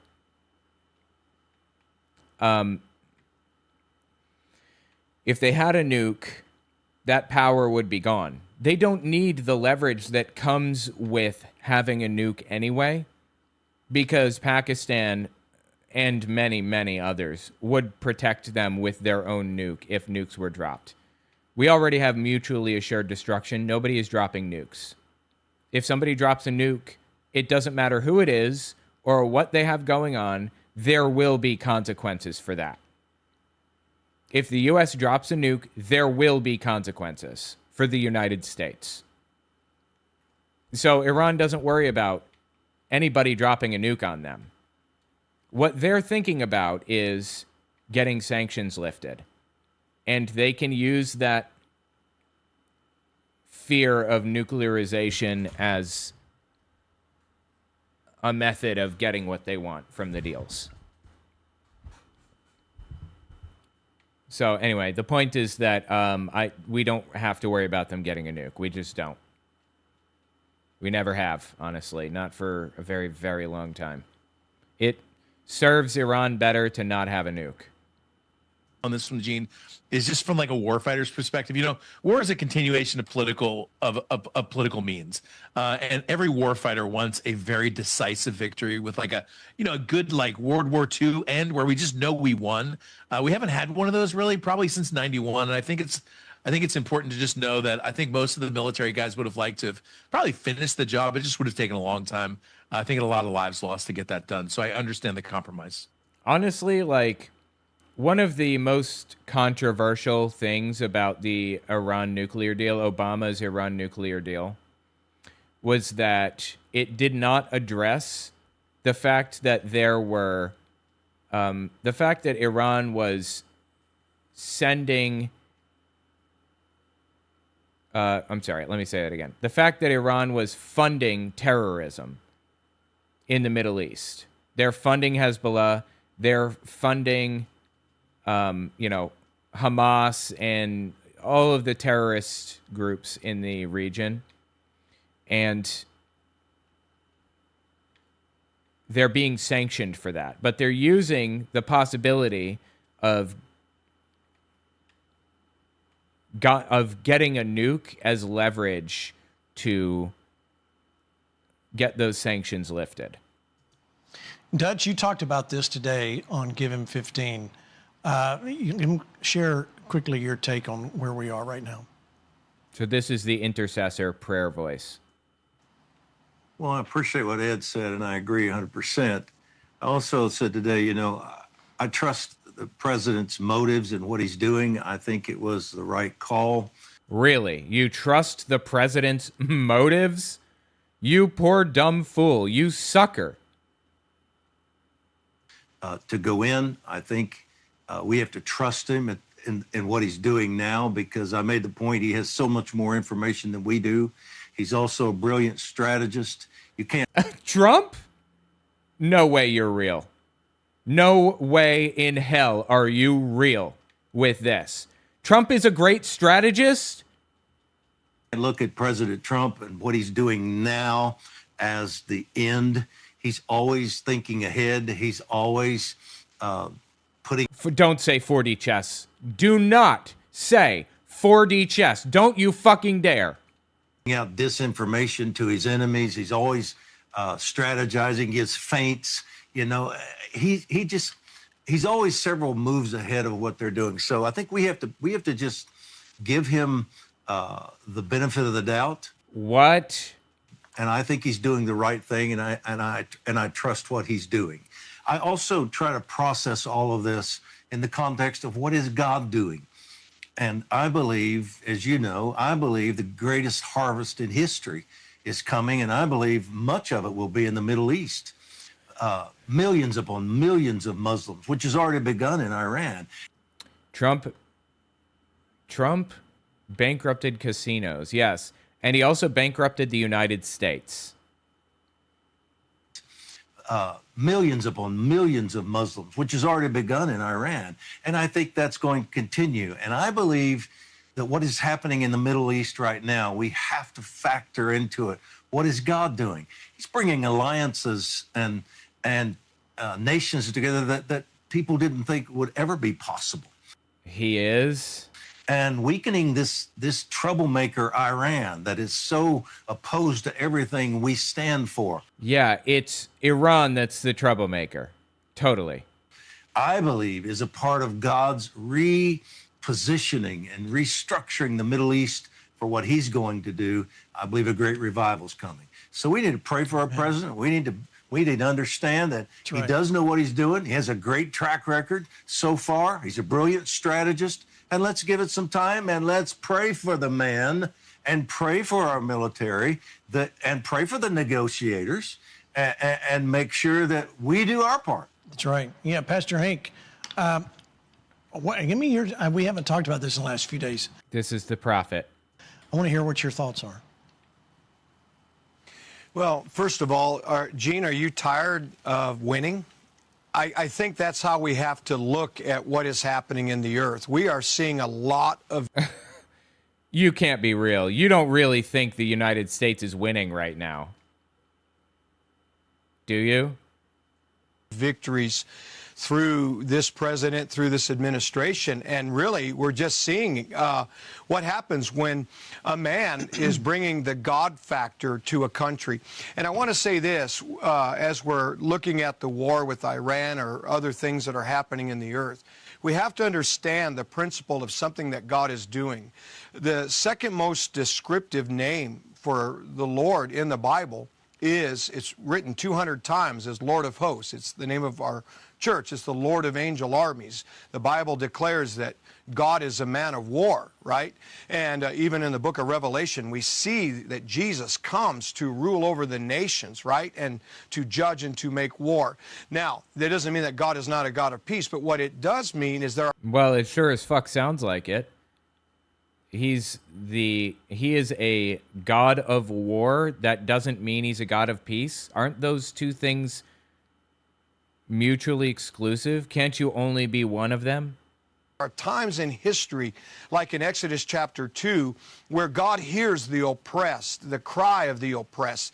We have been under oppression for many years in this country, and God has come, just like the Red Sea. We've been under oppression for many years in this country. Who is we? What are you talking about? 400 years Israel was under the oppression of Egypt, right? God has heard the oppression of the people at this time in the earth and in America, and he's come as the Lord of the fight. And that's why, to Dutch's point, we are going to see significant changes. And I'll say this last point. God has delivered this nation, just like the Red Sea. We're crossing over. The former things are coming to pass, Isaiah 42:9. We are coming into a whole new season. But there were two battles that Israel had to face, and they're battles that we're facing now. But there is going to be a good outcome if we stay with God. The first battle was Jericho. God is dealing with walls. That's what this Islamic regimes are about. The Islamic regimes, okay? This is what we're going to start seeing over in China with the curtain coming down. We're going to see... With the curtain coming down.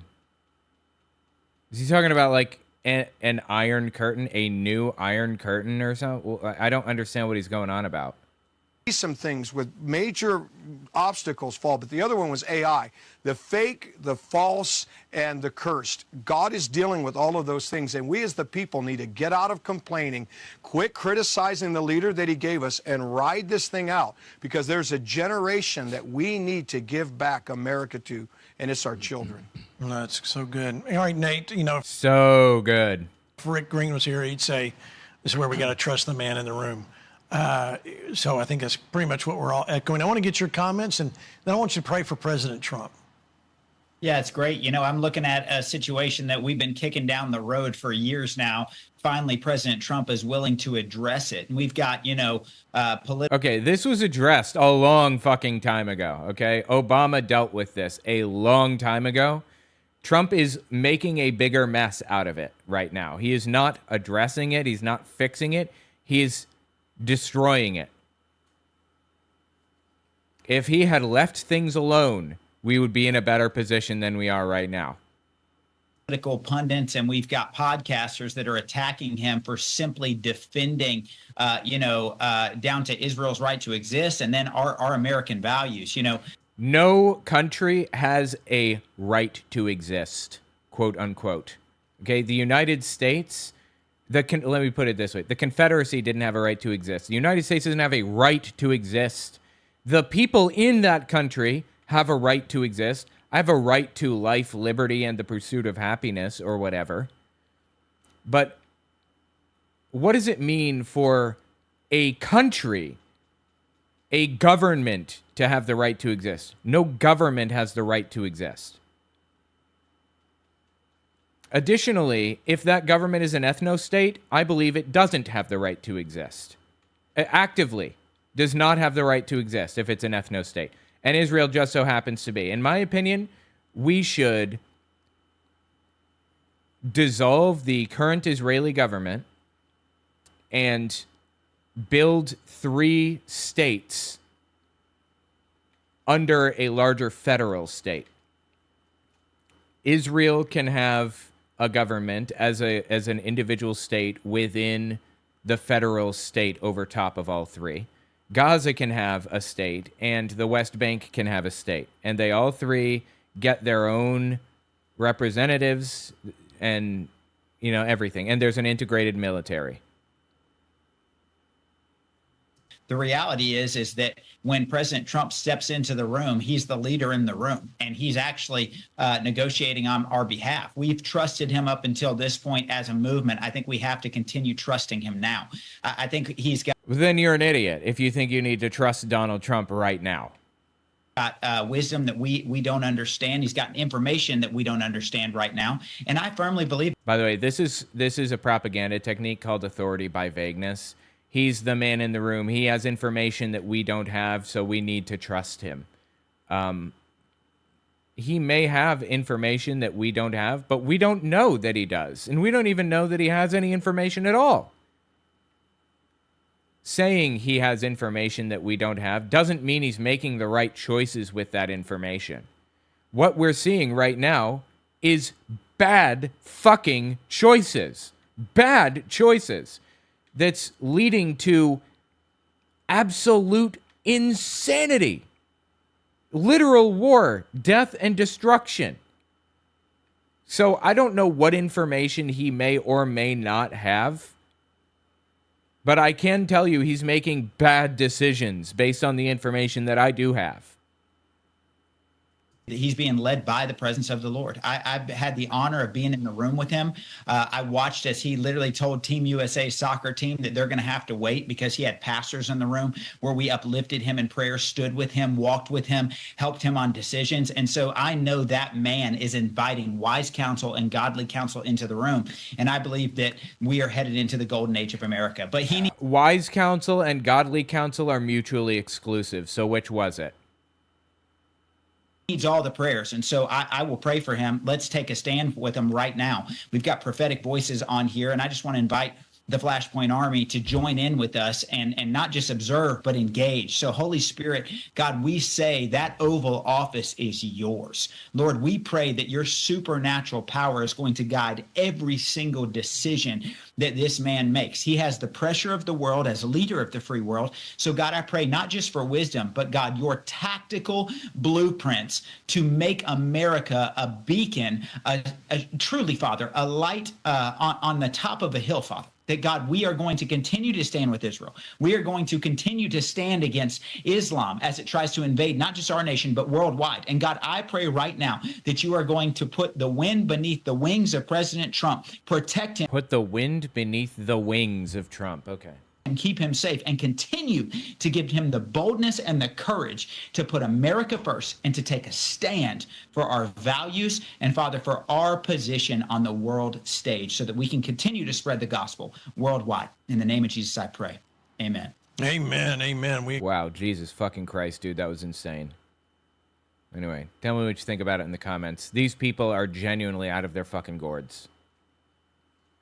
All right, I would like to play the next one. Where were we? Yeah, so there's a break here. Where is it? Here. Okay. I'm actually going to place a marker. And I'm going to let this play. I'm going to go make some food real fast because I haven't even eaten today yet. And I'll be back in just a couple of minutes, okay? One night only, especially Bedford, right, come fly into DFW, right near the airport. I've opened up some, they're tick open live, the story, I'm first of all be a part.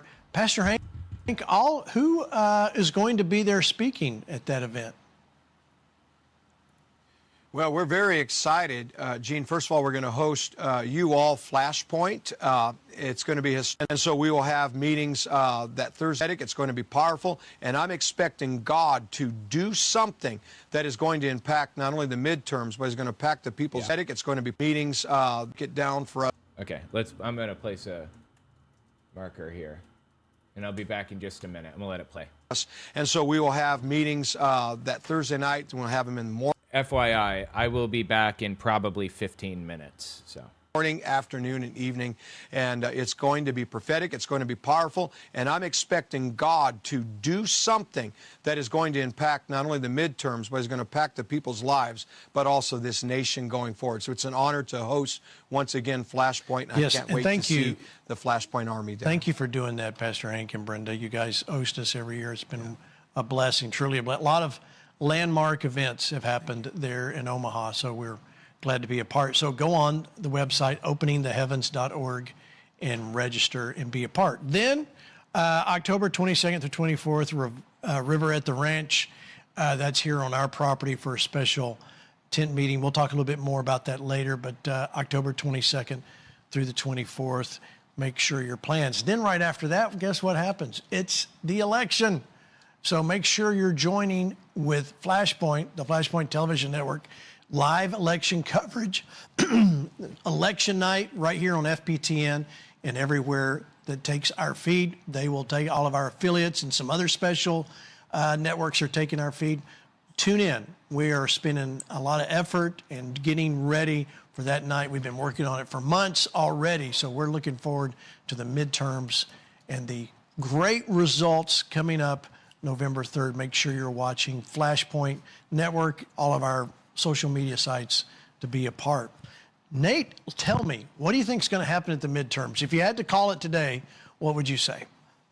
Well, I think that the media is lying to us. So I think at the end of the day, people are enjoying the great victories of President Trump. But then on the other side, as we see everywhere, the left keeps getting more left. I mean, we've got a guy running for Senate here in the state of Texas that says that God is non-binary, that there are 6 genders. And then it came out today that he's quite literally saying out loud, okay, I'm kind of a Christian, but I actually hate Christianity. This is the type of candidate that the state of Texas Democrats are putting up. This is insane. And so I believe that common sense is going to reign. Hold that right there, because I got that clip. Watch.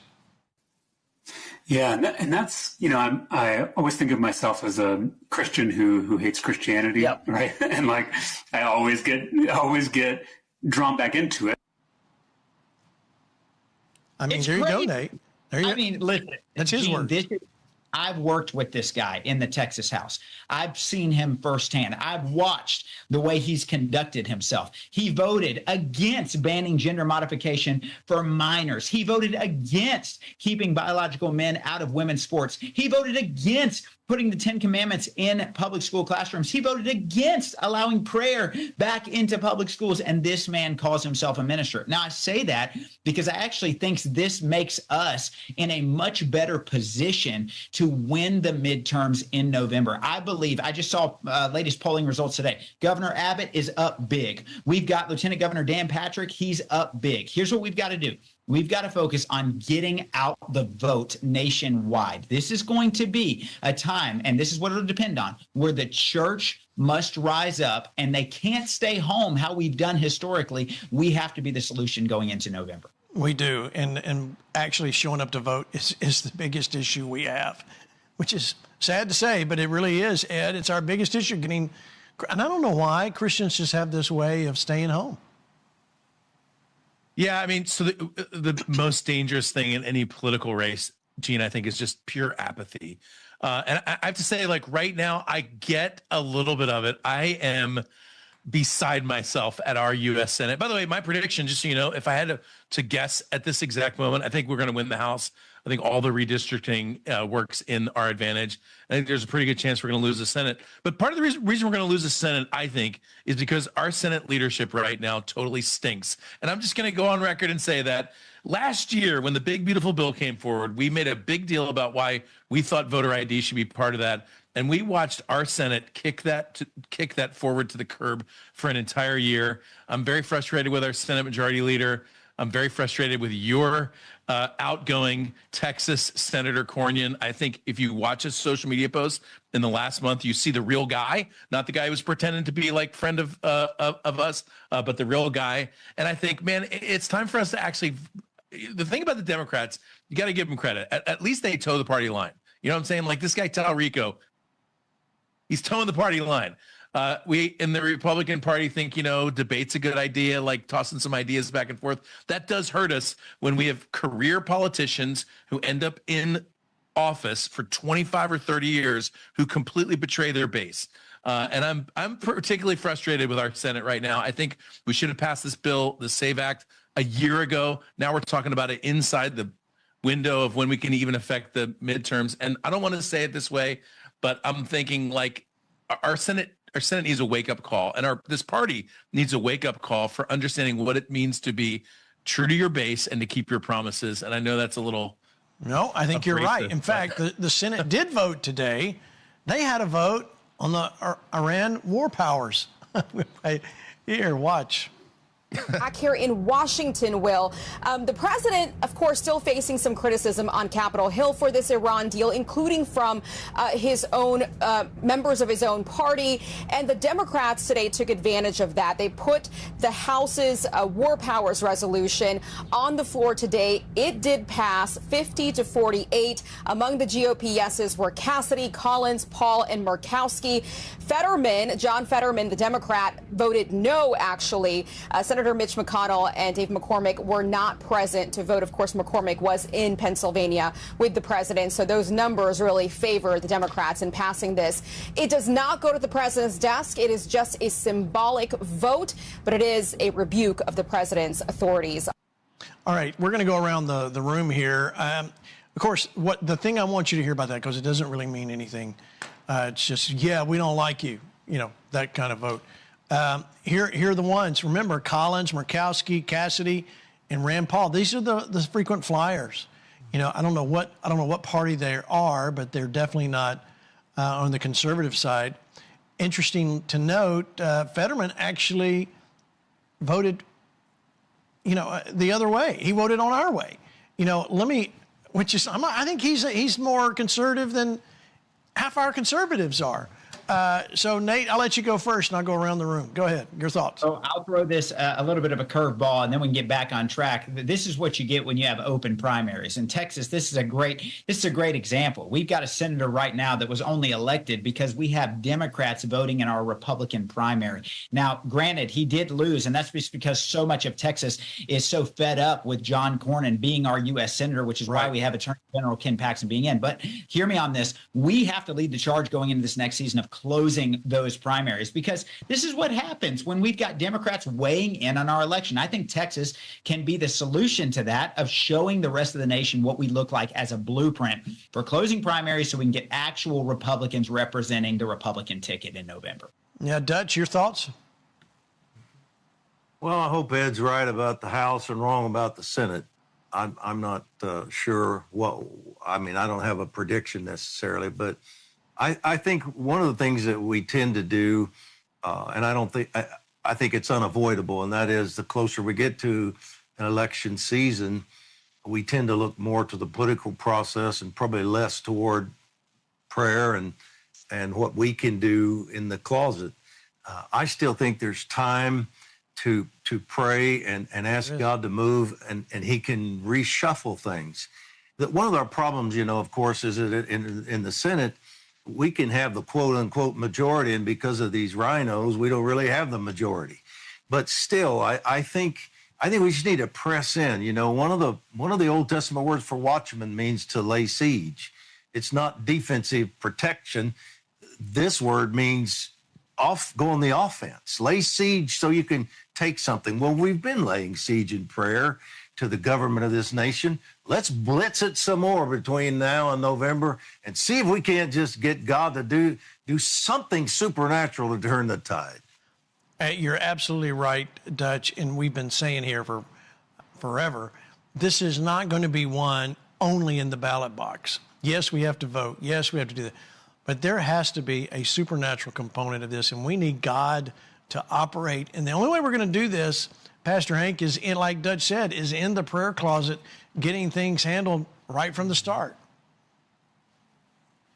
Well, the Bible does give a warning in the book of Amos. It says, woe. It gives a warning to those that are at ease in Zion, which is a reflection of how we would translate it into us who have come to a place called Mount Zion, the church. And I think the ease often affects why we get rhino idiots like what we just saw, who are trying to be part of a rebuke, or we get the liberal lunatics that try to govern our nation and do the crazy things that they do to our kids, like mutilate them, right, in the name of transgenderism or whatever. And so I think that what we have to do, Gene, and this is extremely important. I believe this all along.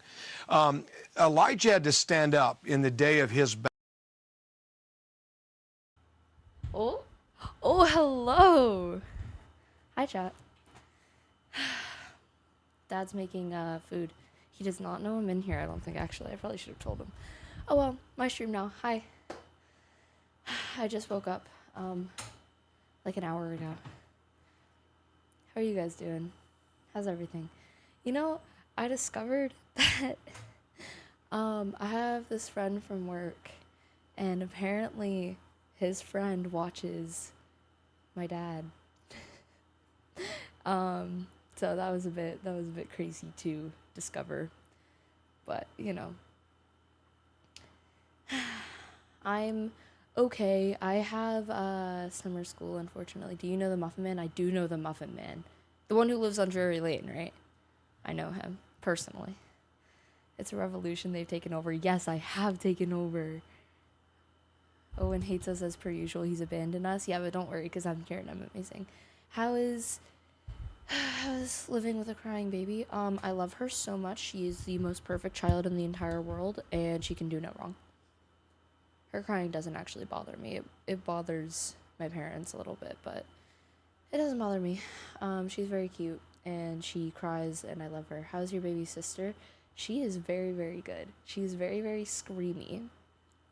The other day, she was sitting in a rocker back here, and I was just sitting next to her, watching her and patting her and whatever. It's Ginny's birthday on the 27th, Coopmaster's boyfriend. Oh my god, happy birthday! Happy birthday, Ginny. Howdy, AFC. Listen to H by Tool. My dad loves Tool. I've been listening to Tool since I was born. Is it just me? Is your hair helmet shaped? It kind of is, yeah. It's the bangs. The bangs do it. I miss this news. Congrats. Yeah, I love her so much. She's so perfect. How are you guys doing? What's up with you? Oh, he's back. Oh, he's gone.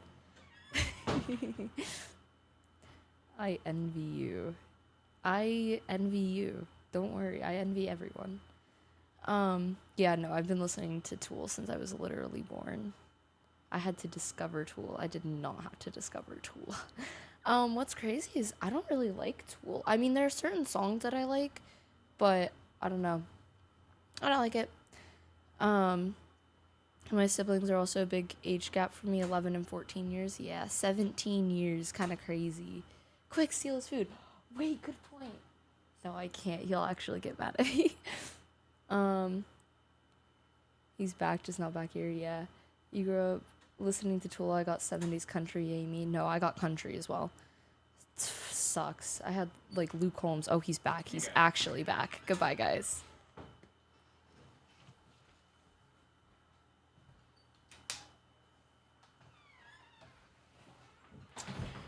I'm back. All right. Let's cover more.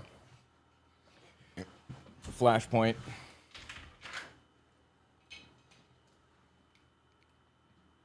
Awesome.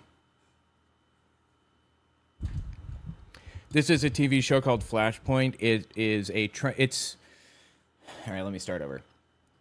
This is a TV show called Flashpoint. It's a bunch of Trump theologists who believe that Trump is the second coming of Jesus, unironically and genuinely. This is Hank Kunneman. He's a supposed prophet of God who prophesies that Trump is going to save the world all the time, blah, blah, blah. Let's listen, see what they say here. Where was I? Markers. There. All right. And so we will have meetings that Thursday night. We'll have them in the morning, afternoon, and evening. And it's going to be prophetic. It's going to be powerful. And I'm expecting God to do something that is going to impact not only the midterms, but is going to impact the people's lives, but also this nation going forward. So it's an honor to host, once again, Flashpoint. And Yes, I can't and wait thank to you. see the Flashpoint Army down. Thank you for doing that, Pastor Hank and Brenda. You guys host us every year. It's been a blessing, truly a blessing. A lot of landmark events have happened there in Omaha, so we're glad to be a part. So go on the website, openingtheheavens.org, and register and be a part. Then openingtheheavens.org is the name of a Trump affiliated rally. The name of a rally about Donald Trump, Opening the Heavens. Really think about that for a minute and how psychotic that is. October 22nd to 24th, River at the Ranch. That's here on our property for a special tent meeting. We'll talk. Make sure your coverage takes our feet. Tune in. Once all coming on social media sites. Call it today. Nate, tell me, what do you think is going to happen at the midterms? If you had to call it today, what would you say?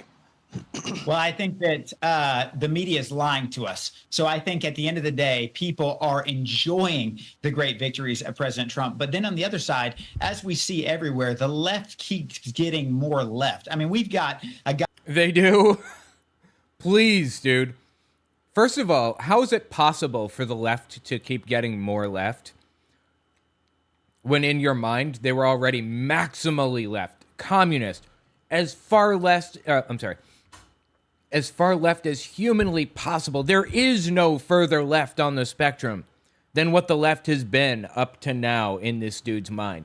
But somehow they are managing to move even further left. What is beyond communism in his mind, I wonder? Guy running for Senate here in the state of Texas that says that God is non-binary. He's talking about James Tallarico? No, he never said that. It's completely made up. It's fabricated out of the fucking ether. These people are so completely shameless. They will lie and make shit up about absolutely anything. There are 6 genders, and then it came out today that he's quite literally saying out loud, okay, I'm kind of a Christian, but I actually hate Christianity. This is the type of... No.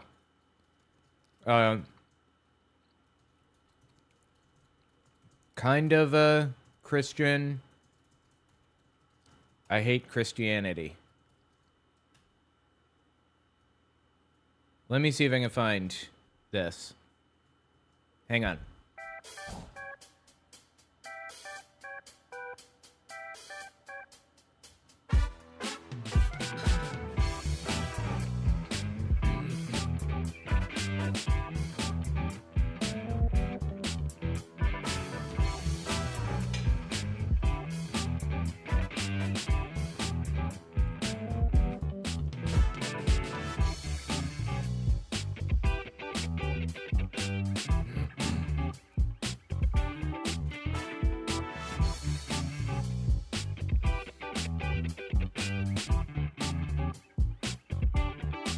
Okay, what he actually said was that he hates the institutional Christianity, basically. Said he hates institutional Christianity.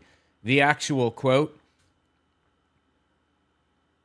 on the Activist Theology podcast in 2021, I always think of myself as a Christian who hates Christianity. And I always get drawn back into it because nowhere else, in no other political philosophy, in no other economic theory, do I find anything as truly radical or revolutionary as the teachings of that barefoot rabbi.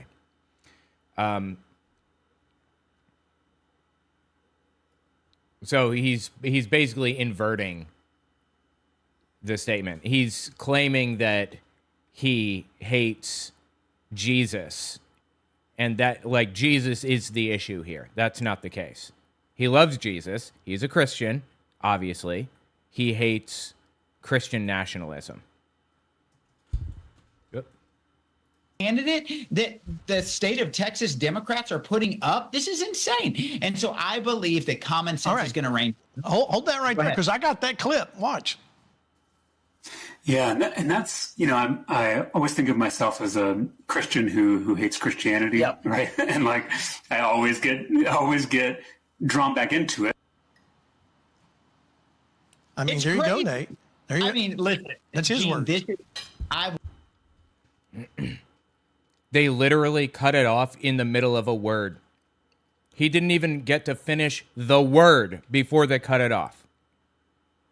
Obviously, that is not what he said or what he meant. But okay, lie, twist things around, propagandize, just like your dad, Trump. Worked with this guy in the Texas House. I've seen him firsthand. I've watched the way he's conducted himself. He voted against banning gender modification for minors. He voted against keeping biological men out of women's sports. All of this is completely fabricated. They are not trying to modify children's genders, quote unquote. They're not trying to force children to transition to be a different gender or whatever. Completely made up. At best, what you'll get is people voting in favor of children receiving gender-affirming care in the form of just going to a therapist or whatever. Just very mild, basic, simple things. Nobody is getting trans surgery as a child. It's not happening. It's not real. He voted against putting the 10 Commandments in public school classrooms. He voted against... No. That's not what he voted against. He voted against forcing teachers to put up 10 Commandments in classrooms, mandating that they are in there. Why the fuck would you need to force people to put up 10 Commandments? That is the state favoring one religion over another.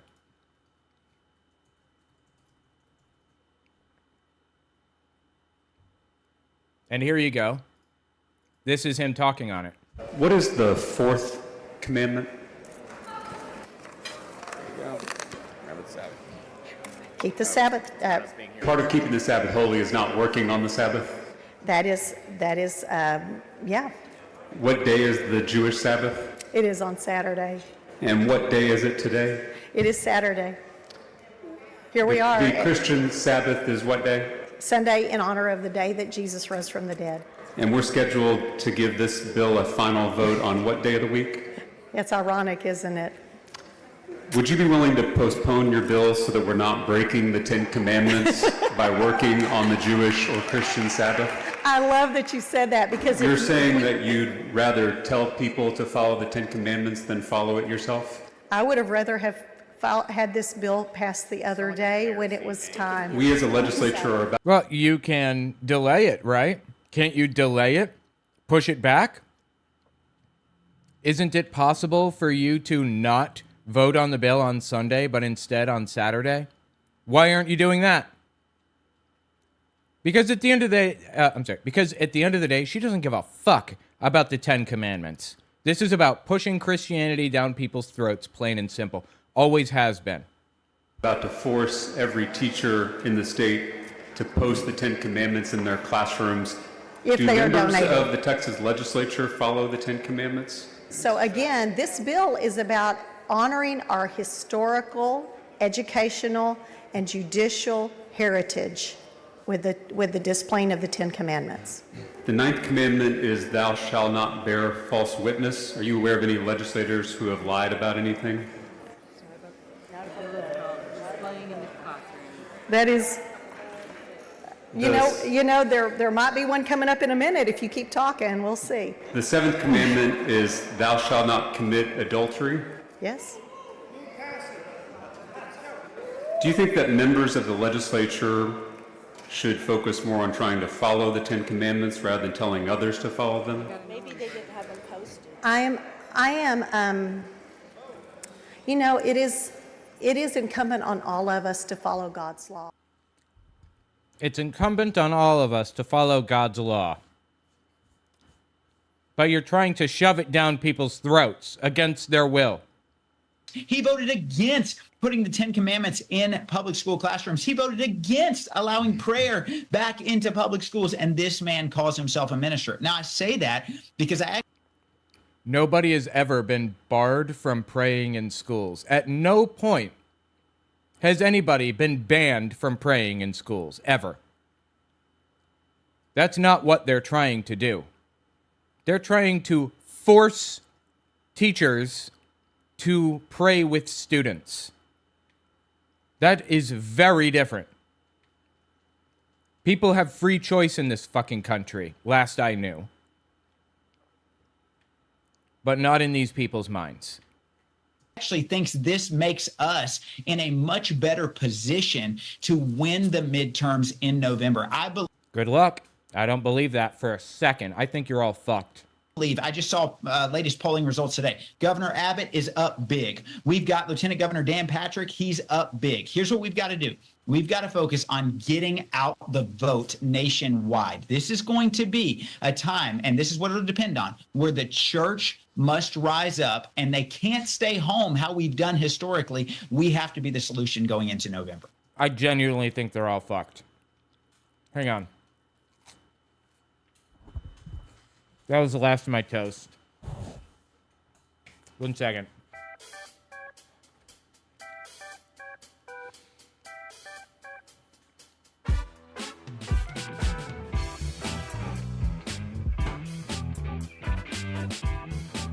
Okay. In my opinion, these people are all fucked when the time comes to vote. Here, I wrote this website, wavemap.us. It uses standard political predicting values like the right direction question, consumer sentiment, things like that. And gives a prediction for what's likely to happen. I think this is what we're going to see. This is modest. I think this is what we're going to see in 2026. And I mean, I think this is what we're going to see in the election, the next midterm. 55 Democratic House seats, including Texas, in my opinion. I'm sorry, I mean Senate seats. 55 Senate seats. 245 House seats, in my opinion, for Democrats, as opposed to 168 Republican. I think they're going to get slaughtered. I think they're going to get so fucked that we might even be able to push through a constitutional amendment, maybe.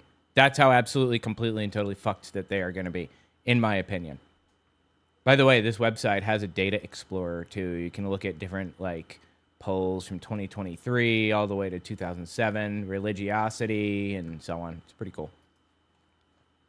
If you want to give it a look. We do. And actually showing up to vote is the biggest issue we have, which is sad to say, but it really is.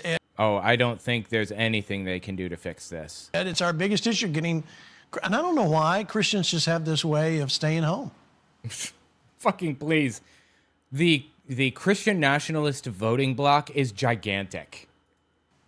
Yeah, I mean, so the most dangerous thing in any political race, Gene, I think, is just pure apathy.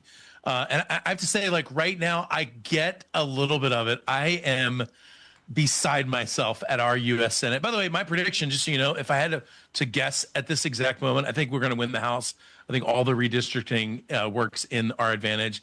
I think there's a pretty good chance we're going to lose the Senate. But part of the reason we're going to lose the Senate, I think, is because our Senate leadership right now totally stinks. And I'm just going to go on record and say that last year, when the big, beautiful bill came forward, we made a big deal about why we thought voter ID. I'm sorry. Every time I hear big, beautiful bill now, I think about the fact that Donald Trump may have played the skin flute with Bill Clinton. You remember? Where he was like in the Epstein files blowing Bubba or whatever. I can't help but think about big, beautiful bill in that context every time I hear it now. Love it. Love everything about it.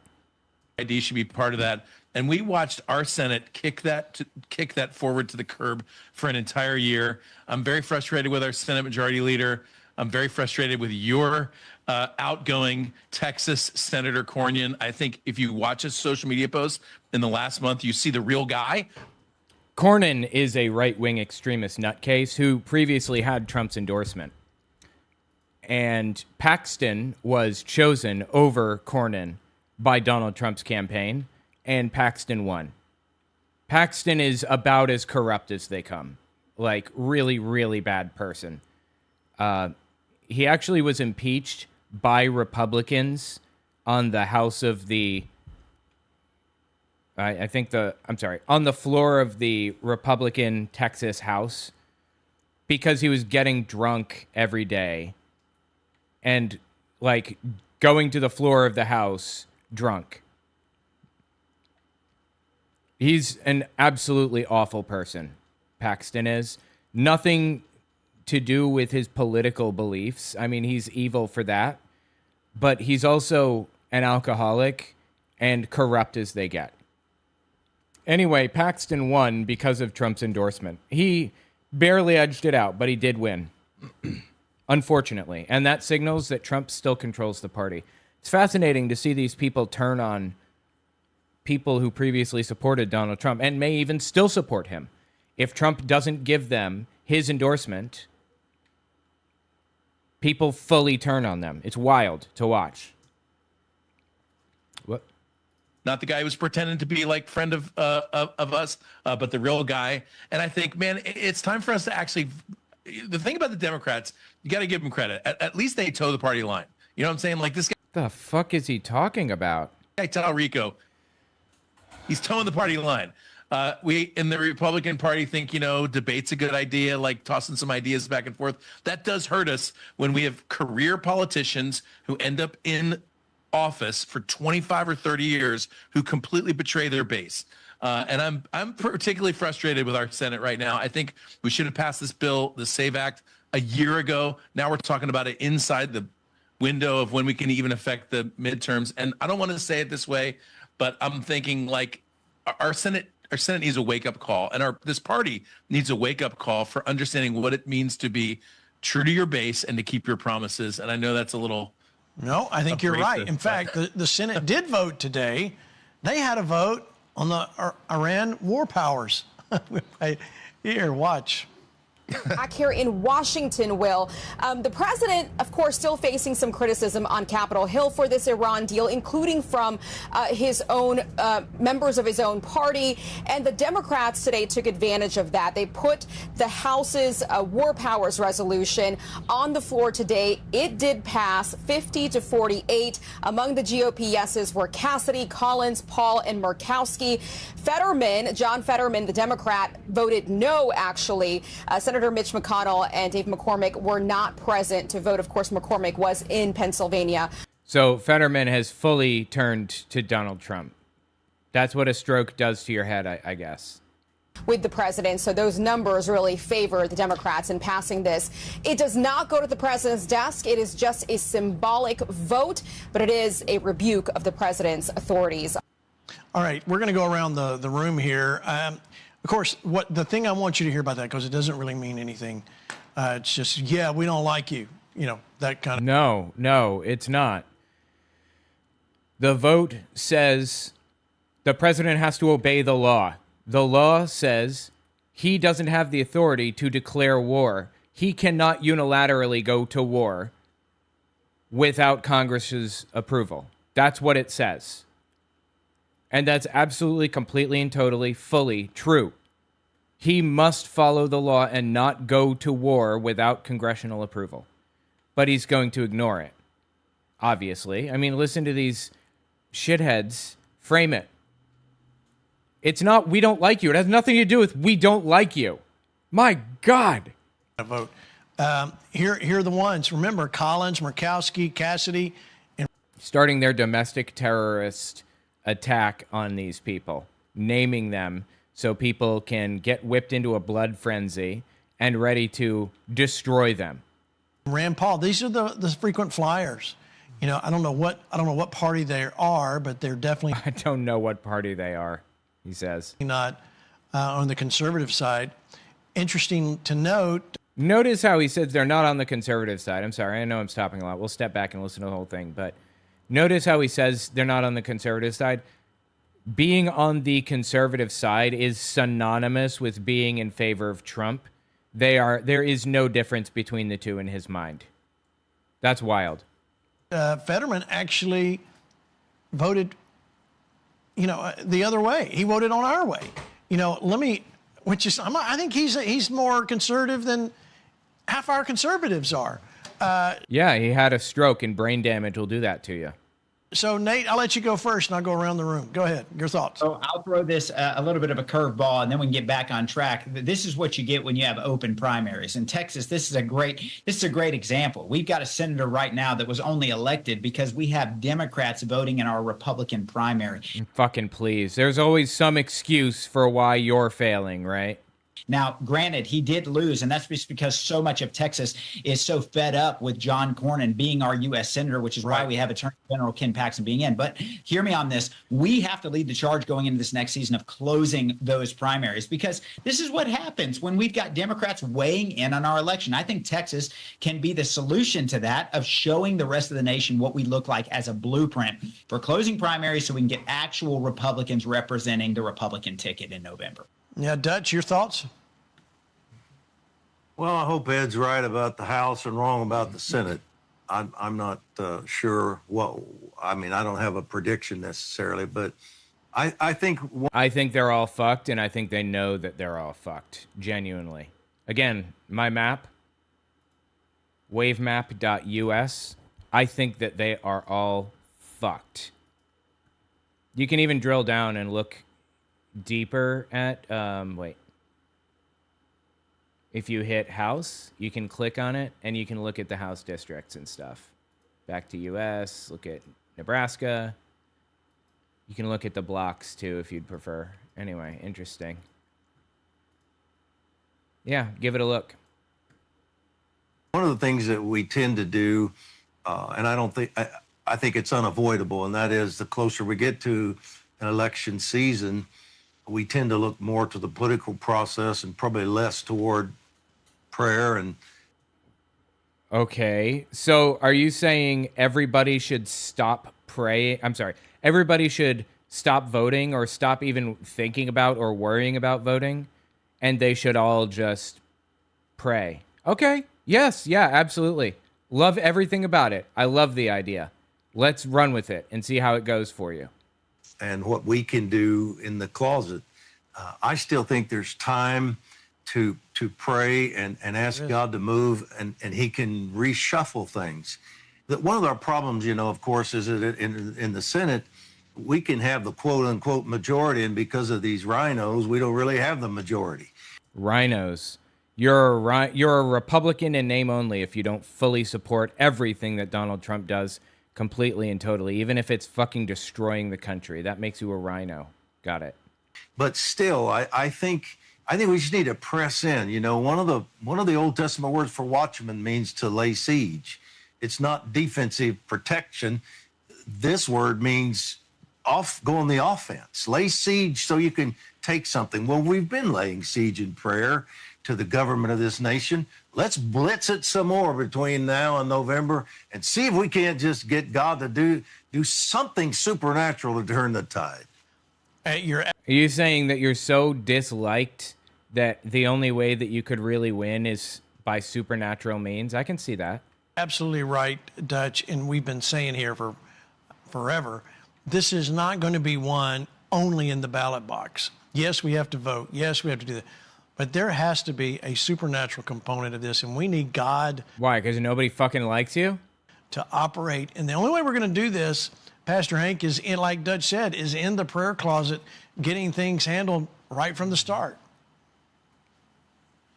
Well, the Bible does give a warning in the book of Amos. It says, woe. It gives a warning to those that are at ease in Zion, which is a reflection of how we would translate it into us who have come to a place called Mount Zion, the church. And I think the ease often affects why we get rhino idiots like what we just saw who are trying to be part of a rebuke. Wow, rhino idiots. You're an idiot if you're a rhino. Got it.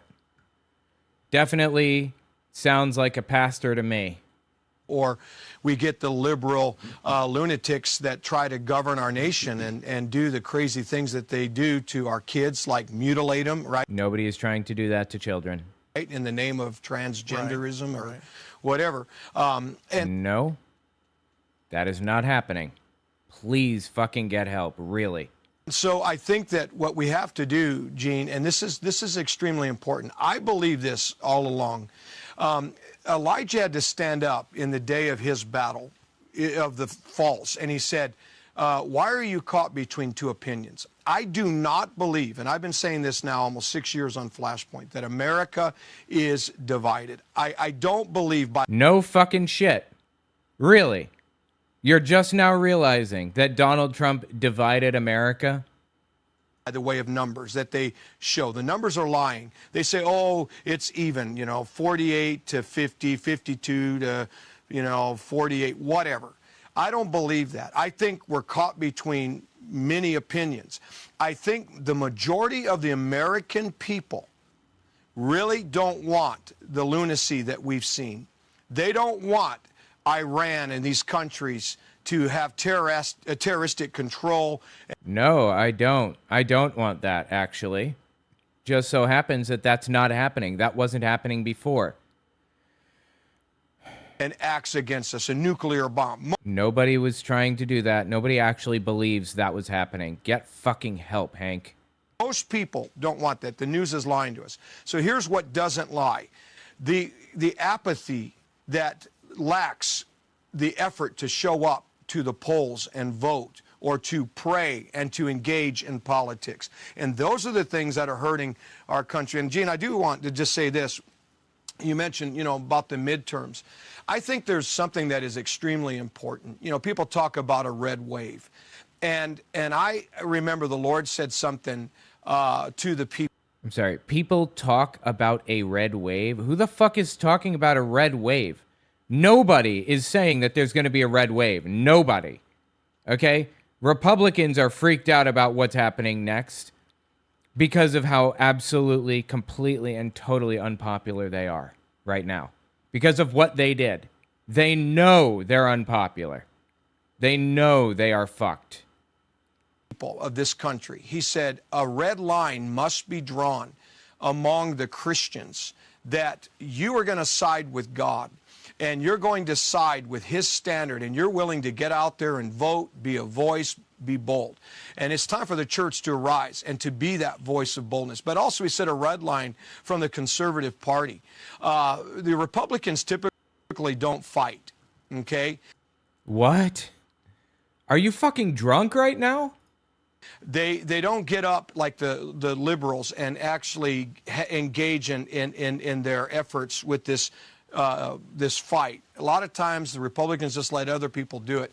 And I think it's time for the Republicans not to try to win the moderates so much that they themselves slip back into and away from the values that formed the conservative party. So they need to establish the red line, stand strong for it, and it will determine how big or if there is going to be any kind of wave. All good stuff. Ed, let you wrap it up. Yeah, so there's a point, Gene, where I think a politician shifts. I think at first, somebody runs for office. They really want to do what's best. They really want to lead. And when we define a leader, by the way, I learned this in the Marine Corps. This is biblical, right? You understand the leader is a person who is selfless enough to put everything else before them, their country, their people, everyone that they're serving should be more important. You should be able to wash those people's feet. I think there's a line where a lot of politicians, especially ones that don't follow the Lord, cross, where all of a sudden their position becomes more important than their party, than their people, than their state, than their constituency. Wow, it's almost like he's talking about himself right now. And in that moment, they become like the worst potential leader in the entire world. And I think that's happened to a lot of people. If not, we would have passed voter ID. If not, we would have passed term limits. Okay, you have always needed an ID to vote. Always. There was never a time in U.S. history when you did not have to identify yourself to have your vote counted. People just do that when they register to vote. They bring their IDs or their passport or whatever, prove they are who they say they are, and prove they live where they say that they live. And then they register and show up with their registration card to vote. That's how it has always worked, always.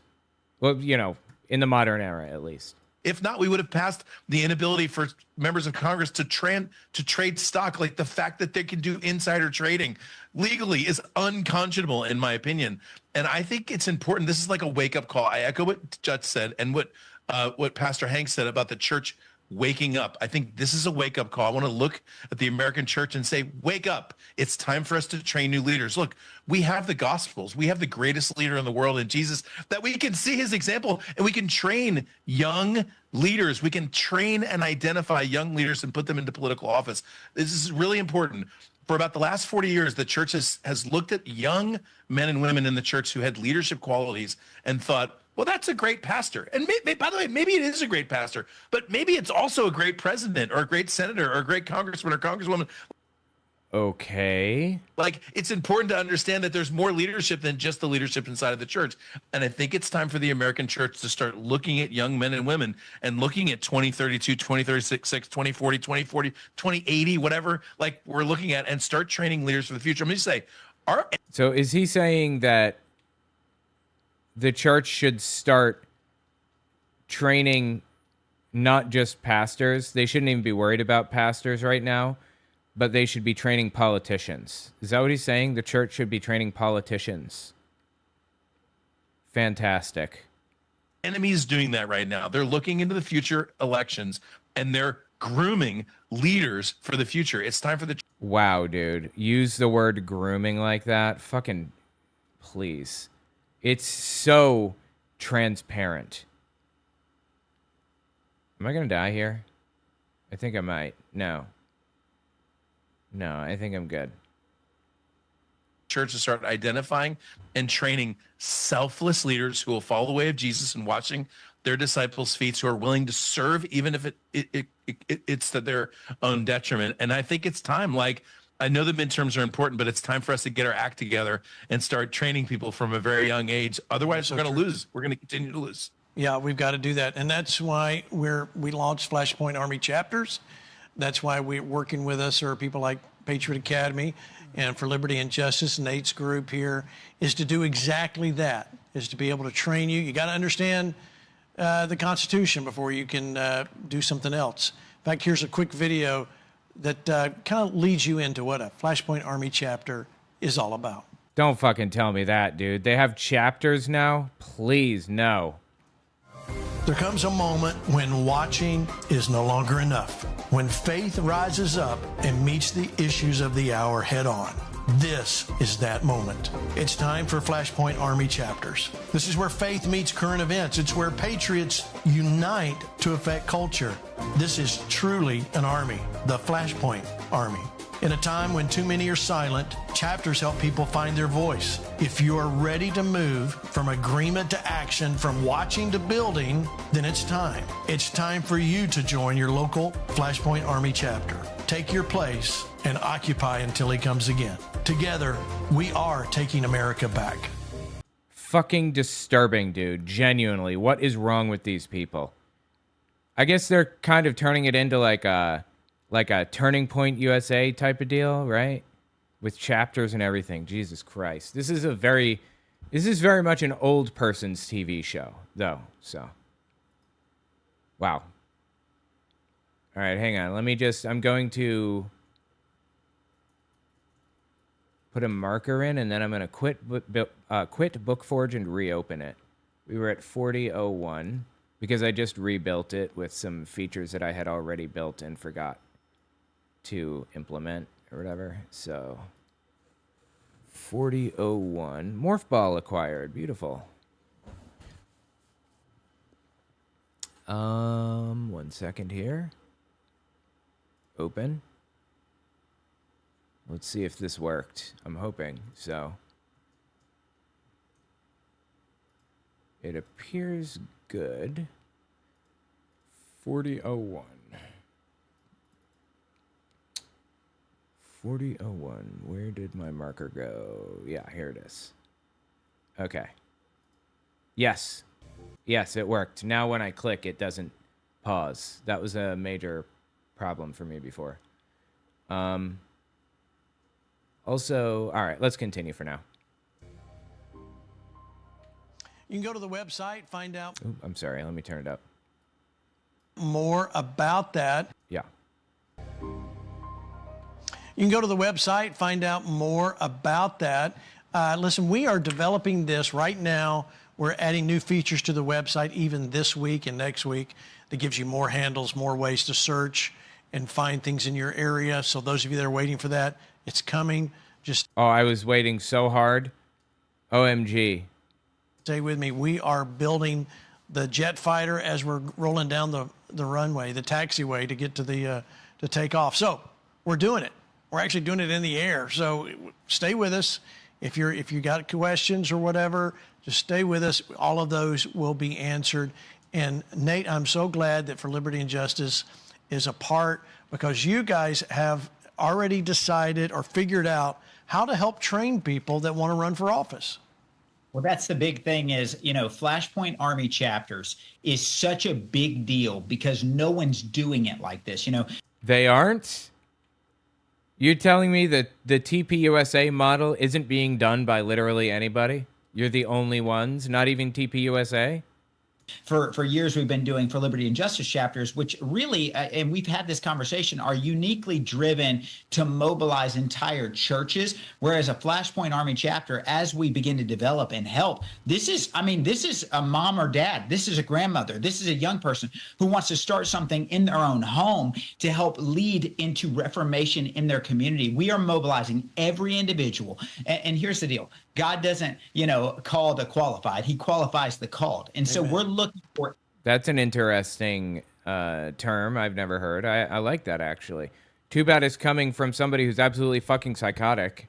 Every single person that wants to get in the fight to start a Flashpoint Army chapter. You're like, well, man, Nate, my church is not really into this. Well, that's what Flashpoint Army chapters are there to help with. Well, okay, I do have a pastor that wants to gets engaged. Wonderful. We can work within a church as well. This is so big. I'll just say this, Gene, what an honor. What an honor for us as for liberty and justice to be able to come in and serve and be partnered alongside this initiative. I believe Flashpoint Army chapters is the key to taking back our country. I believe you're absolutely right. And dude, his audio is fucking terrible. It's great to have you and your organization working with us, Nate. We can do more if we can figure out how to work together instead of everybody trying to do this separate. And that's what everybody's coming together to capitalize on this. This is not a money-making scheme. Okay, so if you're... No? Okay, well, I didn't think it was at first, but now that you mention it, should I be worried about that? Thinking, oh, you're going to hit me with some dues or something. No, that's not what this is about. This is about saving America and getting back what we missed. But are there dues? You may claim that that's not what it's about, but are there dues? Let's be honest here. Having an office. So, but it's not just elections and then running for office. There's also cultural events, school board stuff that happens that we need to get you motivated and get you in there. What I have found over the last 6 years, there's a lot of you that are great, solid believers. You go to church every week and you stand, you vote, you come home and you're frustrated. You found Flashpoint. It makes you feel like connected. Great. This is the next place to get involved. And you don't have to go run for office. You may go, that's the last thing I want to do.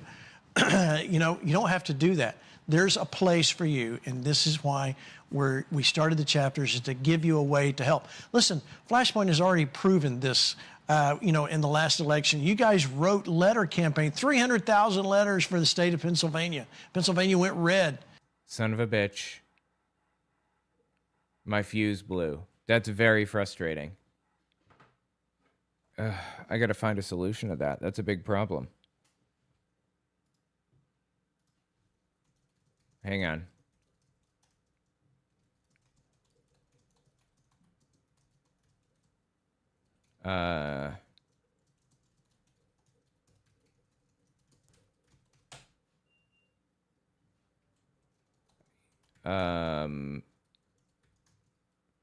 Fridge on the circuit.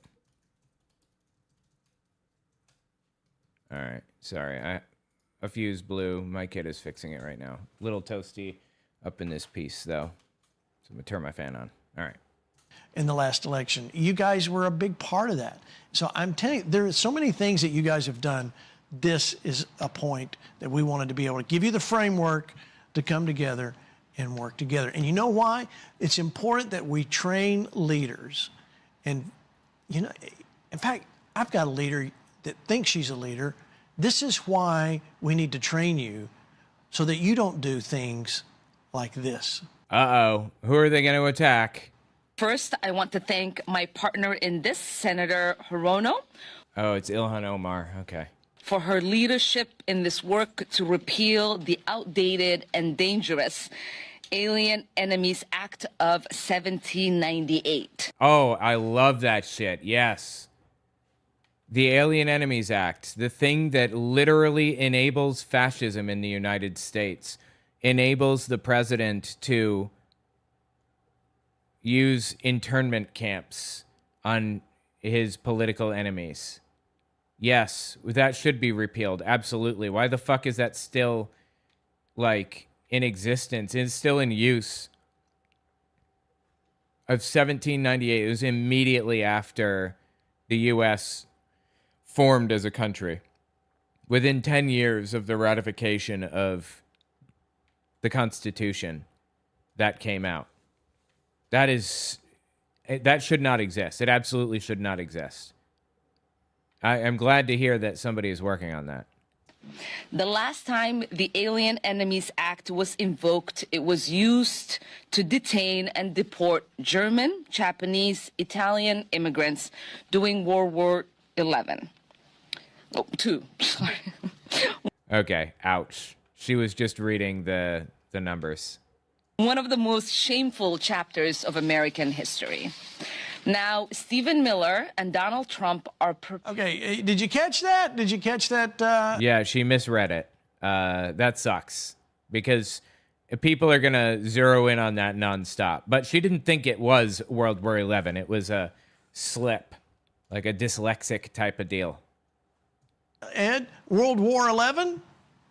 Yeah, no wonder we're tired. We have a little way to go. Maybe a few more years till World War XI. By the way, the original Alien and Sedition Act, I think the one she's referring to, was signed by John Adams, and it was potentially the worst thing ever written by a person who framed the Constitution. I honestly risk. Actually, John Adams, complete shithead. He was fucking terrible. He was very obsessed with fitting Christianity into the Constitution, and they kept going back and writing new drafts because he kept inserting shit that didn't belong. He kept putting shit in there about Christianity, and nobody wanted that. So they kept scrapping the draft and starting over because of his dumbass. He was terrible, John Adams was. Hold on. Anyway, let's listen again here. Ever written by a person who framed the Constitution. I honestly wish Rick was here to talk about how horrible that decision from John Adams was. But it's an interesting twist. By the way, I think we all disagree with what happened, during World War II with the camps. Of course. And we do. Are we sure about that? He's talking about with the camps, the internment camps. He's talking about putting the Japanese in internment camps in the United States. Do we disagree with that? I mean, I do. Do you? Because I'm not convinced anybody on this show disagrees with that, actually. And that sort of thing. I just want to let you know, we do have some people that watch this that are like always trying to catch us in some sort of faux pas. That was a horrible thing to do, and we don't agree with that. Okay, great, but I want to hear everyone else on stage say it. Because these people, some of them, they support Nick Fuentes, who is in favor of the internment camps. At the same time, it's nowhere close to what's happening when we're looking at finding people who are felons who have... No, it is exactly what is happening right now, actually. If all you were doing was finding felons, like felonious immigrants in the United States, that would be one thing. That's not what's happening. They are arresting people en masse. They are getting people and putting them in concentration camps, in internment camps. I'm completely comfortable calling them that. Who simply said something that they didn't like. They're putting them in there for saying something that they didn't like. That's it. Like Mahmoud Khalil, for example, is one of those people who was interned in an internment camp because he said something that the Trump administration did not like. Plain and simple. It's one of the clearest cases of it. There's another woman who was in college and wrote a pro-Palestine article, very mild, moderate pro-Palestine article, and got arrested and put in an internment camp by the Trump administration for it. Tell me that is not exactly what happened back then. come here illegally and have committed some sort of crime in either in our country or in another country. I mean, I think that's a pretty logical thing for people to do. I think it's also logical. If that's what were happening, maybe. You might be able to convince me of that. That's not what was happening. That's not what is happening. For us to button down our election systems. That's why I'm a little frustrated at the Senate right now. I think, the LA City Council voting, I think it was 15-3 to allow non-citizens to vote in the elections is a huge tell. I think those are all really simple things. And what you're seeing right there from the Congresswoman is nothing more than just sort of twisting history and laying it on top. It's the same reason when they call us, Nazis or whatever. I think it's the same kind of wordplay that they're using on that one as well. That's not wordplay. You're Nazis, okay? This is coming from a Christian nationalism expert in World War II Germany. I'm comfortable calling myself an expert in World War II Christian nationalism. I've written multiple books on the subject. By the way, check them out if you're interested. God's People, Christian Nationalism in the Third Reich, if you want to give that a read. It's a fascinating story. It's 11 biographical essays about important figures in the Christian nationalist movement in the 30s in Germany. It's on Amazon and Audible, owenmorgan.com/godspeople, if you want to check that out. But anyway, the point is, you are Nazis. I am comfortable saying that. I don't lose a wink of sleep at night calling these people, specifically these people on screen, Nazis. They are. They are definitely Nazis. There are more extreme people, more Nazified people than that. Nick Fuentes, for example, very Nazified. Neo-Nazi to the absolute core. But these people are definitely Nazis, for sure. Well. Yeah, absolutely. Okay, so we talked about this earlier. And I want you, it's real easy, I'll call it this way, Dutch. It's easy to get politic fatigue, election fatigue, whatever fatigue. And we have it's real easy as a believer to get over into, it's what they accuse us of talking too much about politics and not enough about, who Jesus is. And there's as my dad would say, a ditch on both sides of that road. We gotta keep it in balance. But the truth is we must understand the spiritual responsibility those of us as believers have for this nation.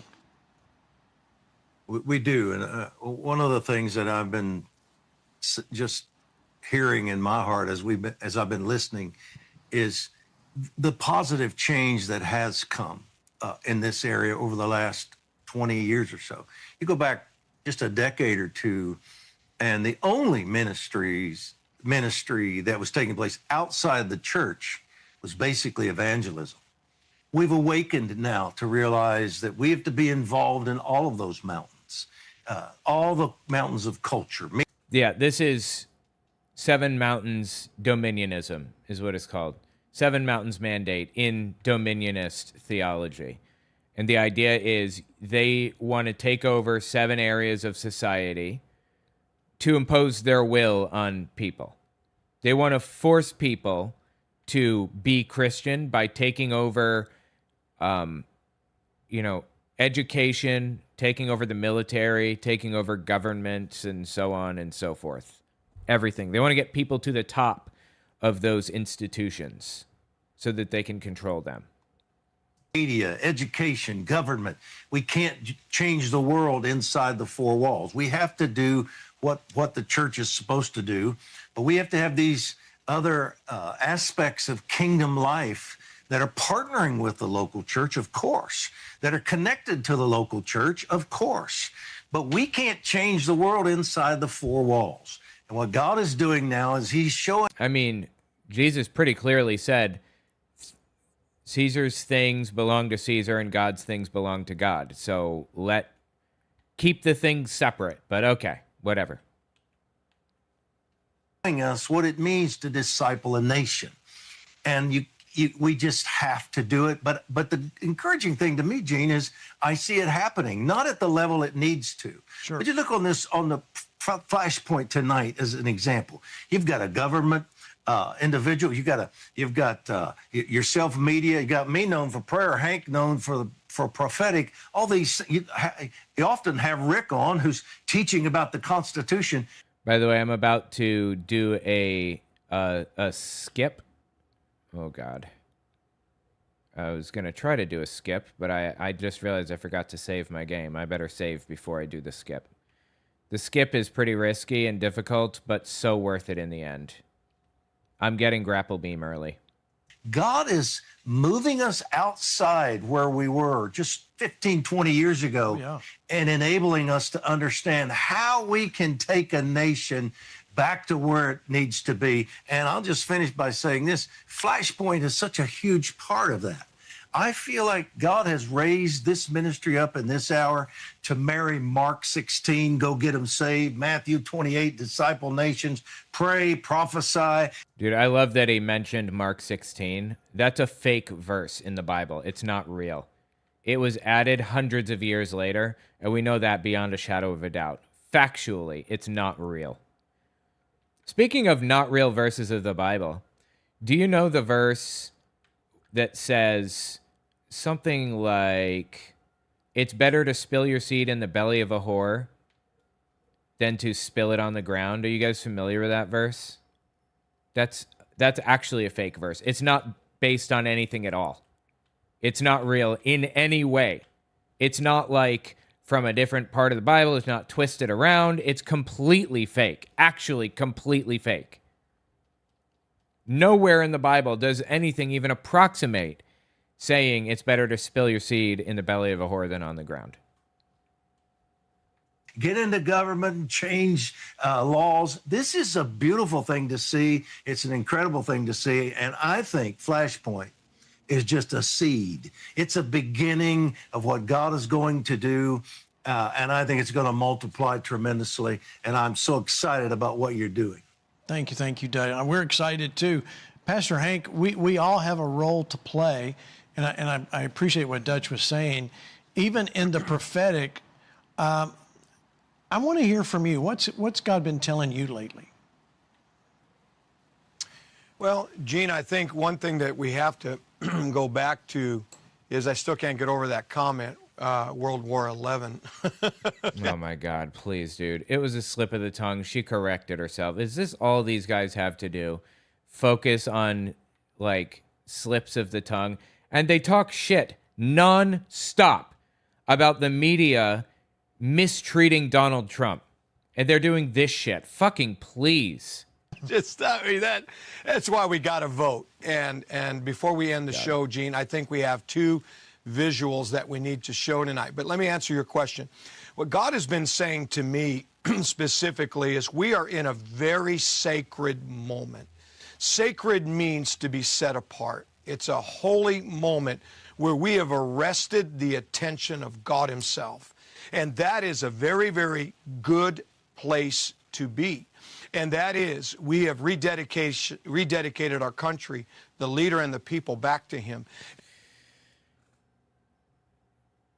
This isn't even the hard part of the skip, where I'm getting grapple beam early. This is the easy part, and I can't even get this. Why can I not get this? Do I need a longer jump or something? I don't know why it's giving me so much trouble right now. Weird. And what it has done is like the story of the prodigal son. He didn't deserve it. Our country didn't deserve it. But yet the father ran, which represents Father God. And in the story of the prodigal son, the father kissed him. We've been kissed by God now. That means... Sounds hot. We have come into the time of reward. Psalm 33:12. Blessed is. So you can underline that. We are being aligned for blessing. Blessed is the nation who the Lord is their God. Not Islam, not Hare Krishna, not Big Fat Buddha. The Lord. Second, we are in the day. I'm thinking I'm going to wait until I get Flash Shift. Flash Shift makes this significantly simpler. I think I have to bounce off of the little flyer there to get it to work properly if I don't have Flash Shift, and that's a total pain in the ass. All right, I'm just going to continue forward. of reckoning. And that is Isaiah chapter 2, where it talks in verse 13, right in that area, that it's a day of reckoning for those who have purposely put their fist up against God, like the liberal agenda. Fists against God. And some of what the rhinos support. And so it's a day of reward, it's a day of reckoning. But I want to do this, Gene, before we end this broadcast.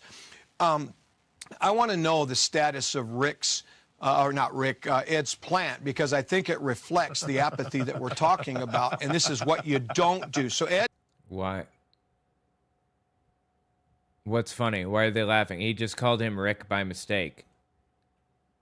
Is it funny because he was like making fun of Ilhan Omar for making a mistake earlier, and now he's making a mistake? Is that why they're laughing their asses off?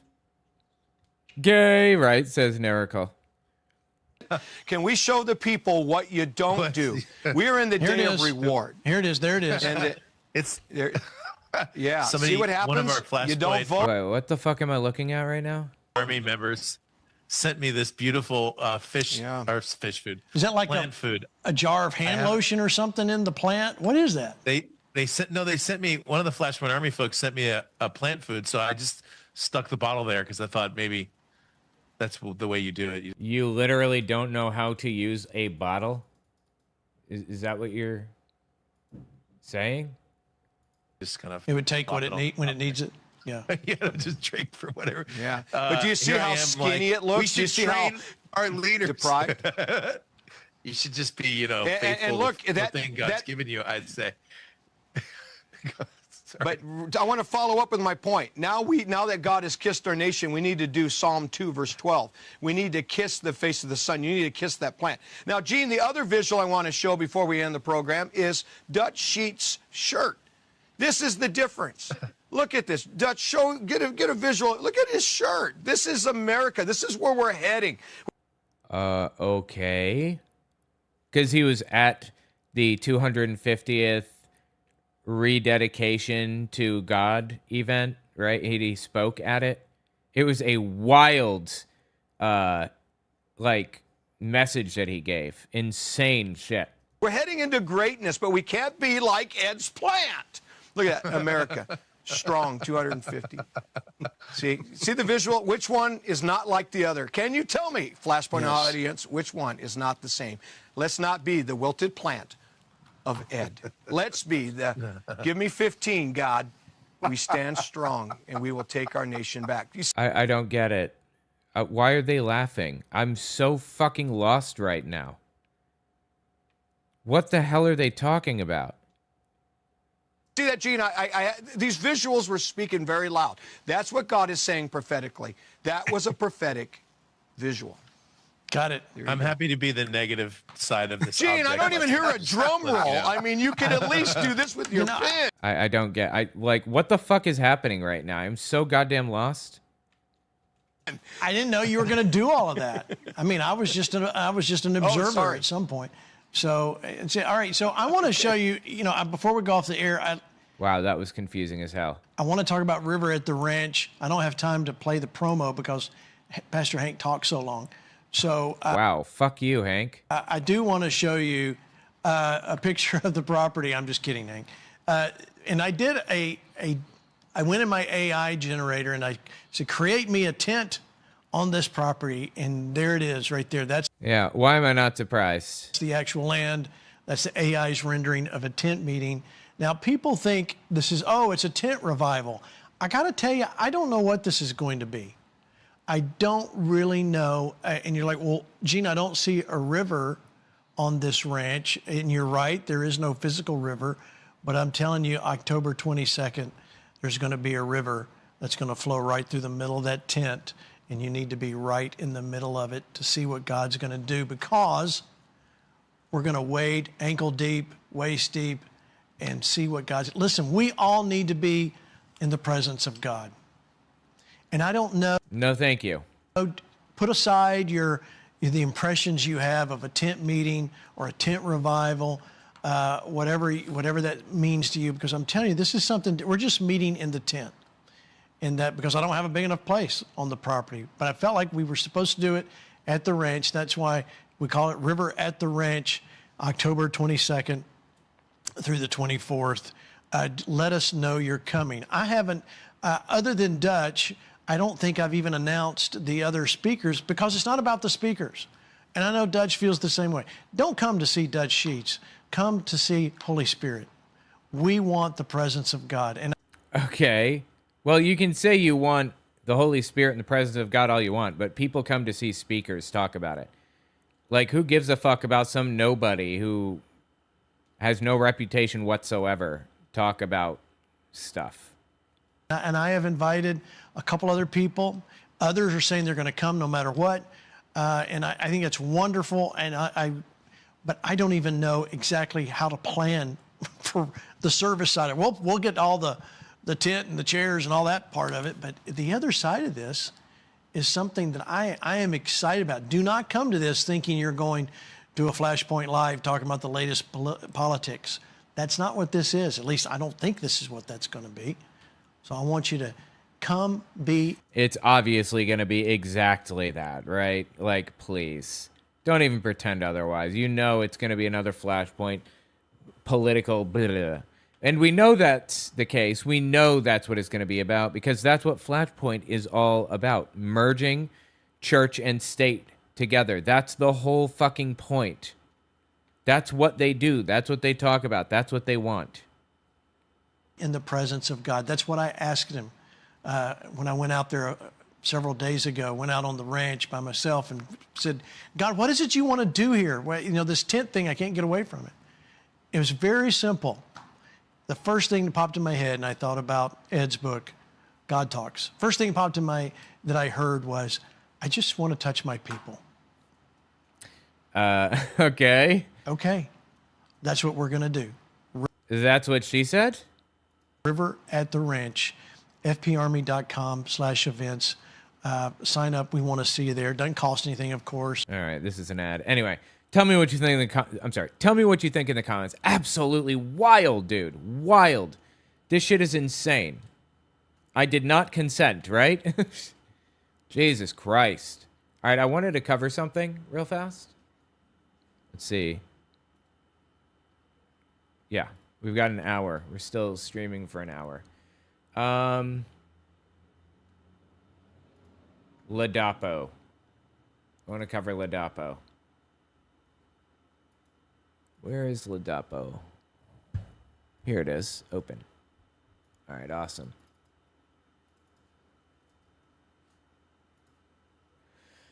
All right, let me see if... You know, Florida made a... Yeah, here we go. Open this one.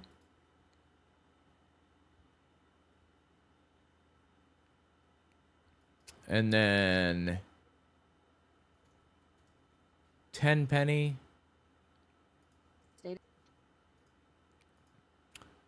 And I want the more stated goal is because right now we're this one. Yeah, got it. Okay, good. This is Joseph Ladapo. He is the Surgeon General of Florida, the highest ranking health official in Florida. And he now says vaccine mandates are immoral. But what I'm most... Hold on, let me turn it up. Why is it so quiet? Excited about... Hold on. But what I'm most excited about is an announcement that we're going to make, that we're making now, which is that the Florida Department of Health, in partnership with the governor, is going to be working to end all vaccine mandates in Florida law. All of them. People literally clapping for this shit. What? All of them. All of them. Ending all vaccine mandates. Fucking genius. Do you know that we used to, like, measles used to not exist in the United States? Measles used to be an eradicated condition or whatever in the U.S. And it is now back. Thanks to fucking idiots like this.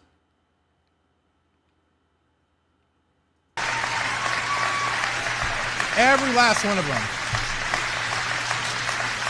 Yeah.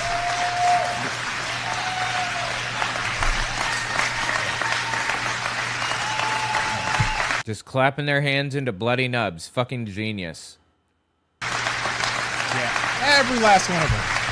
All of them. Not just measles, not just mumps and rubella. They're going to end the polio vaccine. Everything. I mean, not end the polio vaccine, but end the mandate. Great idea. Let's see how that turns out, Florida.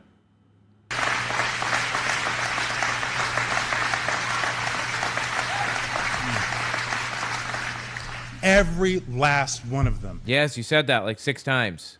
Every last one of them is wrong and drips with disdain and slavery. Slavery. Literally, a black guy standing up here saying vaccine mandates are slavery. Are you fucking kidding me? Okay. Who am I as a government or anyone? Uh-oh. Shit. 107. That happened because I was fixing the audio on it. It was processing the audio. Let me try again. Else, or who am I as a government or anyone else, or who am I as a man standing here now to tell you what you should put in your body? You're a government official. That's who the fuck you are. You're a government official who is responsible for the health and well-being of the state of Florida. If you don't want to do that job, then quit and give it to somebody else who can do that job. Okay, there's a fine line in government between... I'm sorry, let me rephrase. There's a fine line between not affecting other people, allowing them to live their lives, and being negligent as a government official. As a government official, you have the responsibility to make sure that polio and measles and pertussis and whatever doesn't spread through the population. Your right to swing your fist ends at the tip of my nose. I can swing my fist anywhere I want because it's my freedom to do so, except for at the tip of your nose. I can't swing it here because then it's not you exercising your rights, it's me violating, because then it's not you exercising your rights, it's you violating my rights if you swing it at my nose. Vaccines dramatically, vastly outweigh, or let me rephrase. The benefits of vaccines dramatically, vastly outweigh the detriment of vaccines. Vaccines are so incredibly helpful, powerful, useful. We even fully eliminated an illness through vaccination. Smallpox used to exist, no longer exists. Because we got rid of it. Because we vaccinated people. The fact that he's fear-mongering and demonizing vaccines this way blows my mind. But you know what? There are no actual vaccine mandates.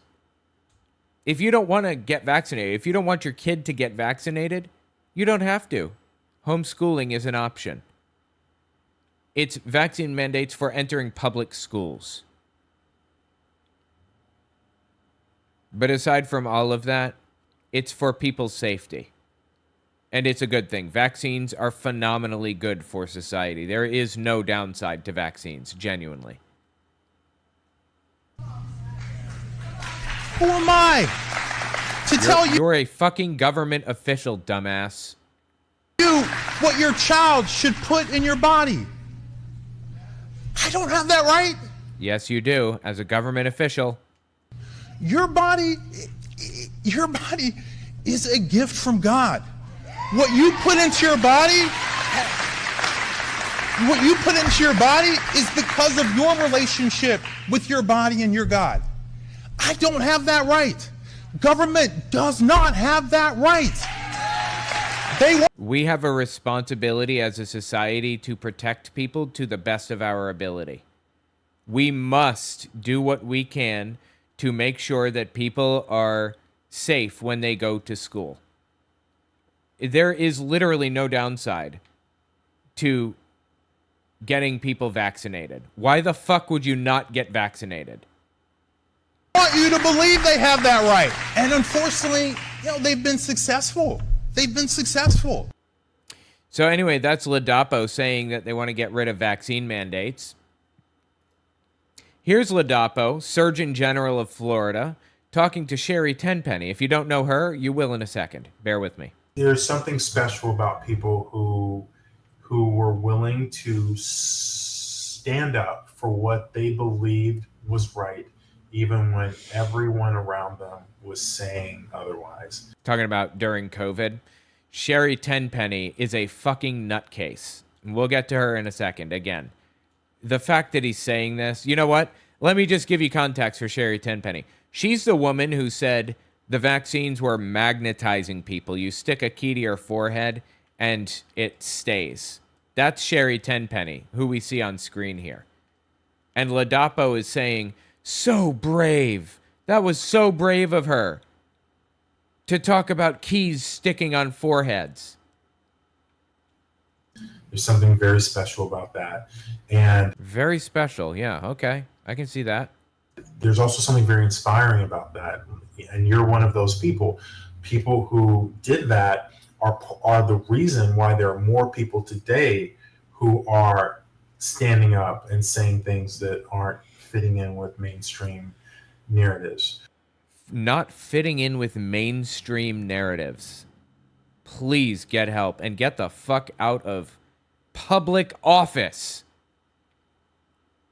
All right? Now, listen to some of the other shit that Sherry Tenpenny said that made her brave to this guy, to Ladapo. She's so brave for saying this. The more shots you get, the more you destroy your immune system, and the faster that happens. And it's anticipated, the German data says that by the end of 2022, every fully vaccinated person over the age of 30 may have the equivalent of full-blown vaccine-induced immune-suppressed AIDS. Now I hear you thinking to yourself, AIDS. You can get AIDS from a vaccine? The answer is no. No, you can't, actually. She is just fucking delusional. The German data. Did she say 2022? I'm fully vaxxed and I'm over 30. And I'm still kicking. Weird, huh? Odd. Fancy that. Did she lie to me? Here's the key video from Tenpenny.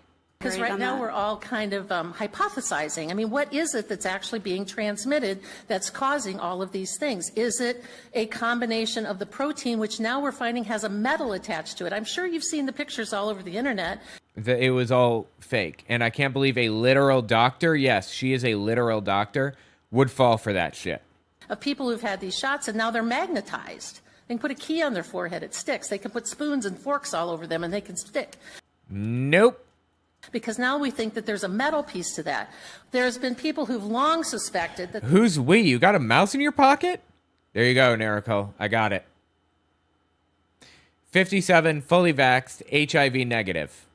I don't believe you. I think that you have immune-suppressed AIDS as a result of the vaccine. I mean, genuinely, how fucking vile a thing to say is that, right? By her? Like, what the fuck is wrong with her? That there was some sort of an interface, yet to be defined, an interface between what's being injected in these shots and all of the 5G towers. Are you kidding me? The 5G towers interface with the vaccine now.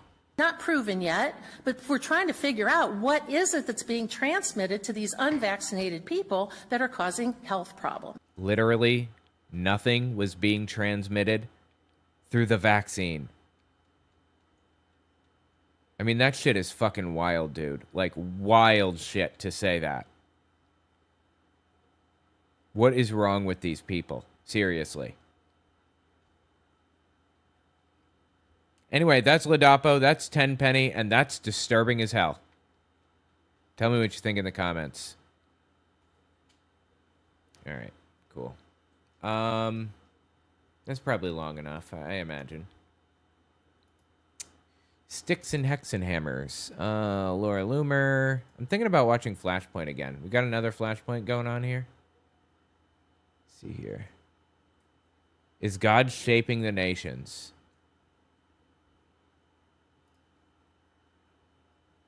America at a crossroads, 618.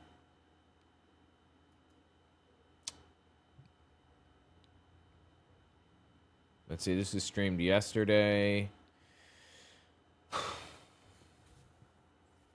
Let's check this one out. Find out what's going on. All right, let me show Lance Wall.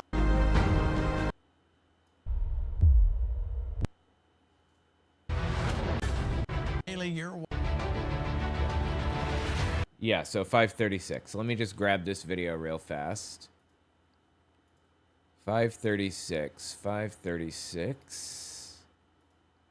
Set trim point. 536. Set trim. Process all. Clear completed. I'm going to grab this video and we'll watch a bit of it. All right, this is Flashpoint. I'm sorry, hang on. What's wrong with it? Good. Here we go. This is Flashpoint. It's a Trump theology TV show. They're obsessed with Donald Trump and think he's the Son of Man, basically. The foretold prophet, the second coming of Jesus. Literally. I'm not being flippant or sarcastic. That's real. They believe that shit. So let's listen to what they have to say here. Good evening, America. I'm Gene Bailey. You're watching Flashpoint. We're glad you're with us. Listen, a lot of stuff's been happening over the weekend. Hope everyone had a great Father's Day. I know I did, and let's get going. I want to welcome back to the show again, back by popular demand. He's been missing in action. Lance Wall now. Lance, good to have you back. Good to see you, Gene. We're back in town. Yeah, glad to have you back. And so, while you were gone, the world was falling apart, and I couldn't talk to you about it. You know. Exactly. Well, I was thinking the same thing, you know. A lot's been going on lately. Yeah, it's like if you go to lunch, there's a ceasefire, you come back, it's no ceasefire, you know. Wow, that sounds a little bit like a shot at Donald Trump to me. You saying Trump can't get it done? I mean, that we all knew that, but are they admitting that now? Oh, it's like bing, bing, bing, bing. You have to be paying attention to really find out what's going on. All right, let me show you what the latest is. Dude, I love that Wall now didn't say a word back to that. Like, that sounds a bit like criticism of Trump to him, apparently. From President Trump, here's what he said about the Strait of Hormuz. We're doing very well with respect to the Hormuz Strait. We took in more oil yesterday than has ever gone through the strait. That's just a lie. That's not true. That did not happen. It was an incredibly tiny amount of oil, actually. But okay, what the fuck ever. You probably see that we have an oil gusher. The strait is totally open. You know that, and No, it wasn't. Negotiating. We'll see how that all goes, but we have two things. We have an open strait, and we have a country that will never have a nuclear weapon. Will never, ever have a nuclear weapon. Again, that's not even true. Like, that didn't happen. That didn't get negotiated. I think that's music to all of our ears. The strait is open, and Iran will never have a nuclear weapon. Not sure how he can absolutely guarantee that, but I'll take it. So we'll take that. All right. But he also, the question was posed, well, what if Iran doesn't live up to their side of this? Here's what he said. If Iran doesn't live up to their agreement, or if they're not behaving, I will do what I have to do. Does that give them leverage over you, Mr. President? Say it? Does that give them leverage, the Iranians leverage over you? Oh, you're so leverage. You know, their Navy is gone. No, it's not. Their Air Force is gone. No. Their leaders are all dead. No, they're not. They are the exact same leaders who were in charge this entire time, except for one guy, Khamenei.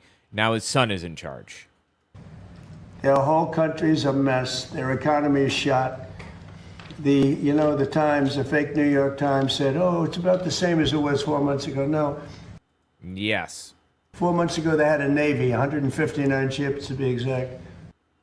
Okay. We didn't watch this earlier, did we? I don't believe this is the same one. I'm pretty confident this is different. Yeah, this is different, but they played a similar clip earlier, I believe. Okay, this is processing, so let me just pull it up here. We were at 7:52. 7:52. Wait, no, that's not right. Wait, is this... Oh, because I trimmed it. Got it. I think. Yes. I trimmed 540 off, so we should be right about here. Everything's gone. Their leaders are gone. Their whole country is gone. And the Times said, oh, they're about the same as they were 4 months ago. They are. All right, Lance, you hear this about Iran. Obviously, they're hit pretty hard, yet they still seem to be slugging away. What's your take here on all of this? No, they're not slugging away, Gene. Yeah, I'm fascinated by the fact that Gene is like framing this as though Trump is a fuck up here a bit and that he's not being fully truthful. That's what it seems like to me. That is really interesting, right?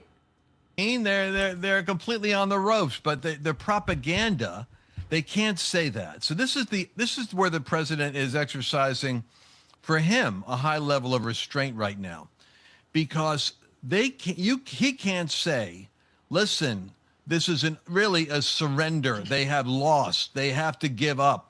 He can't say that because he wants to allow them to have a little bit of dignity in framing how they're going to cooperate with the memorandum of understanding. But what he's implying is we have absolute leverage. They can't stop a plane from flying over. At any point, if they decide that they're going to do something well, that's not true at all. They can stop a plane from flying over. That's just a bald-faced lie. Responsible. I got bridges I could take out. I could take out they only have two grid power sources that... You're talking about destroying civilian infrastructure? That's illegal. That's internationally illegal. You can't legally do that. And a man of God advocating for that is fucking vile. What is wrong with you? How can you call yourself a man of God and say such a thing? Kill civilians? Wipe out civilian infrastructure? Take out their power plants? How could you say that? That is fucking evil. That is evil for a normal, non-Christian politician to say, let alone a Christian. Can empower their military. I could knock out one of them in Tehran, send them back. That's what he talked about earlier, about bombing them back to the Dark Ages. He has all the leverage, and he's frustrated because I mean, do you know why the Dark Ages were called the Dark Ages? If I'm not mistaken, it's because the church forced people not to learn, not to be literate, not to write, not to read, and education fell completely to pieces. People were unknowledgeable about things. Here, you know what? Let me just verify that. Hold on. Give me a second here. Hang on.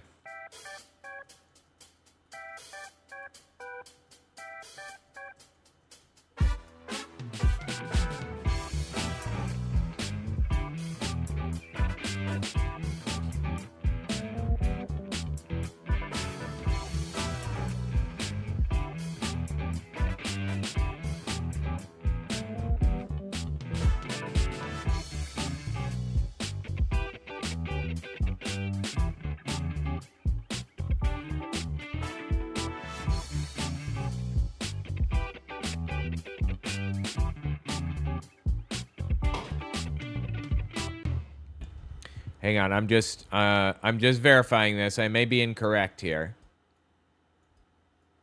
Okay, Dark Ages were not caused by the Christian Church. Most working historians don't even like the term anymore, apparently. Dark Ages is a value judgment. Petrarch coined the term in the 14th century in the 14th century to contrast his own age with the lost glory of classical Rome, and Renaissance humanists and later Enlightenment writers ran with it, apparently. Hang on. But here's what actually declined. There was a genuine material contraction in post-Roman West. And Brian Ward Perkins makes the case in The Fall of Rome. Pottery got cruder, coinage thinned out, monumental stone building largely stopped, so on and so forth. The real causes are political and economic, not religious, apparently. Take that for what you will. But we can, at a bare minimum, say that the Christianity that these guys want to live under would absolutely force us back into Dark Ages. Without a doubt. Left out one of them in Tehran, send them back. That's what he talked about earlier, about bombing them back to the Dark Ages. He has all the leverage, and he's frustrated because the left, typical to the left, he's either Hitler or he's Neville Chamberlain. Neville Chamberlain, famously the leader in the UK during World War II, made agreements with Hitler thinking he would honor them. Probably not the stupidest decision, not as stupid as it seems at face value today, because it was pretty early on when he made those deals with Hitler, and he had no way of knowing what kind of person Hitler really was or whether he would actually honor deals. Now we know that fascism doesn't honor deals. It just doesn't. It never does. It never has. It never will. That's how fascism works. That's why, like, the Catholic Church and many other large institutions refuse to work with fascist government, or have, rejected fascist governments in the past. Now they try to work with democracies for the most part, after they learned a hard lesson in World War II. That fascist governments' deals are built on sand, basically. Anyway, Neville Chamberlain learned that the hard way, made a deal, famously waved the little contract around and said, "Peace in our time," immediately before World War II started. He ended up quitting and going to, what the hell is his name? Winston Churchill. Then Winston Churchill took over in England, so yeah, that's how it worked. Hakeem Jeffries is saying, he gave everything up. The truth of the matter is, if he can get the straight to have the traffic, if he can get gas down and oil down, he's got a reasonable shot of breaking a 90% cycle of failure in midterms and actually win, because of the way that the election territories have been redefined. So he's trying to not be insolent. He's trying to be gracious. Trump is trying to be gracious, really? To give these guys that are doing the negotiating the ability to have the sense of strength in their negotiation in terms of their own domestic population. Remember, when the people, they don't have internet now, but once the people come out from the bombing and they look at... They do have internet, but the Iranian government periodically shuts the internet down. This is like his attempt to make them look like they're cave people. They're not. Iran has a sophisticated, education system with many, many universities around. They have nuclear medicine studies and all kinds of shit. They are not living in caves the way that people seem to think they are. It's just nonsense. At the condition of their country, and they realize that they've lost $1 trillion worth of infrastructure from a regime that is never taking care of them, while their food is scarce, their energy is out of control, their inflation is out of control. They've got more problems domestically than they've ever had before. And Trump is basically saying no. He said they're going to cooperate, but he can't afford to look so much like a conqueror that he robs them of the ability to save face while they come to terms with his memorandum. But we got to sell Americans on that, because the left will manipulate the narrative and say, oh, Trump's given up. Oh, they got him over. Well, Trump created this entire mess. This was completely unnecessary. Literally none of this had to happen. He knows for a fact what I just said to you are the facts. Everyone knows it.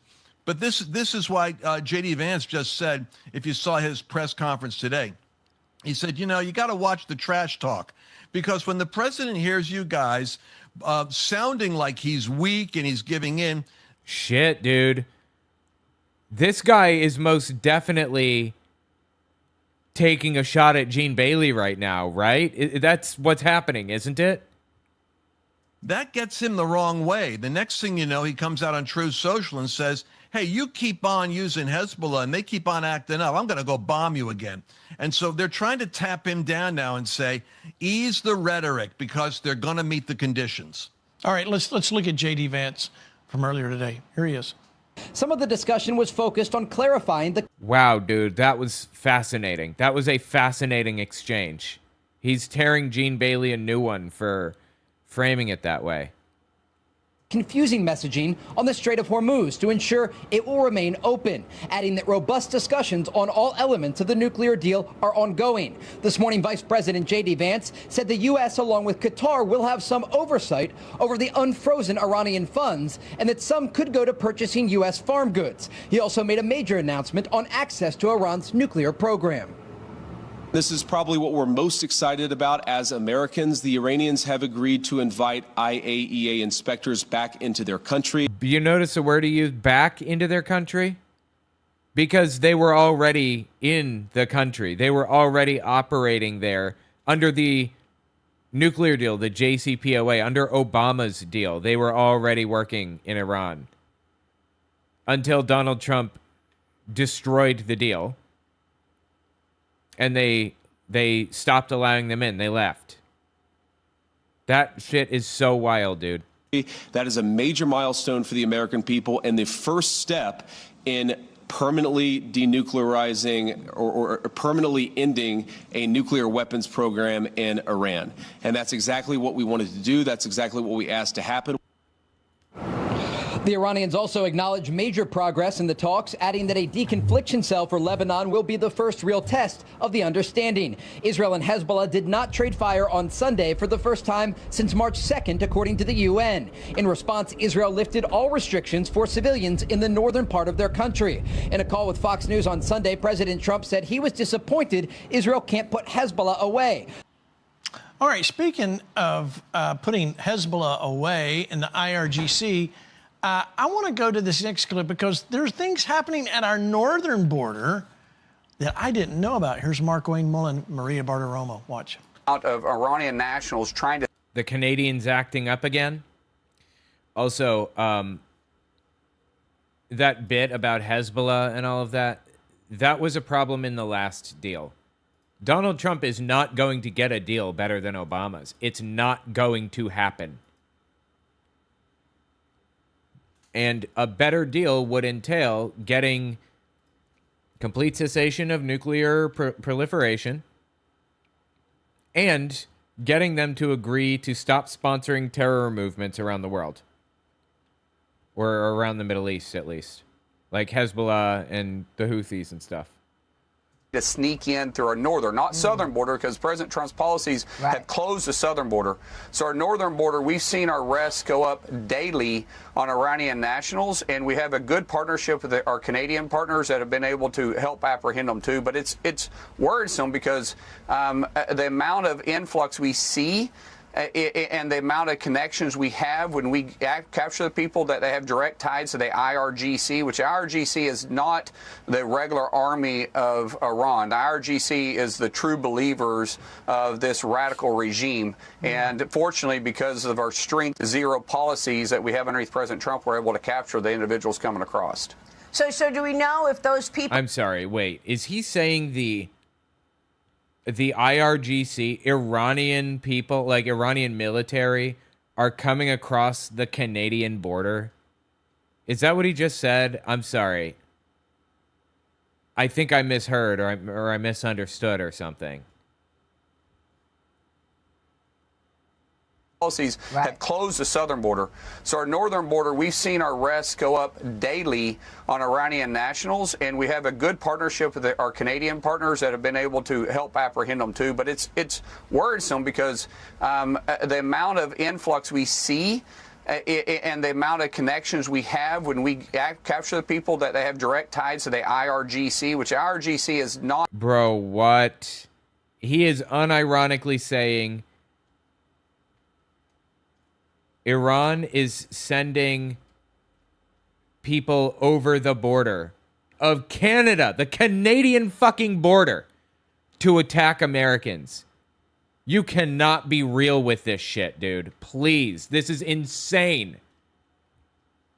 Not the regular army of Iran. The IRGC is the true believers of this radical regime. And fortunately, because of our strength zero policies that we have underneath President Trump, we're able to capture the individuals coming across.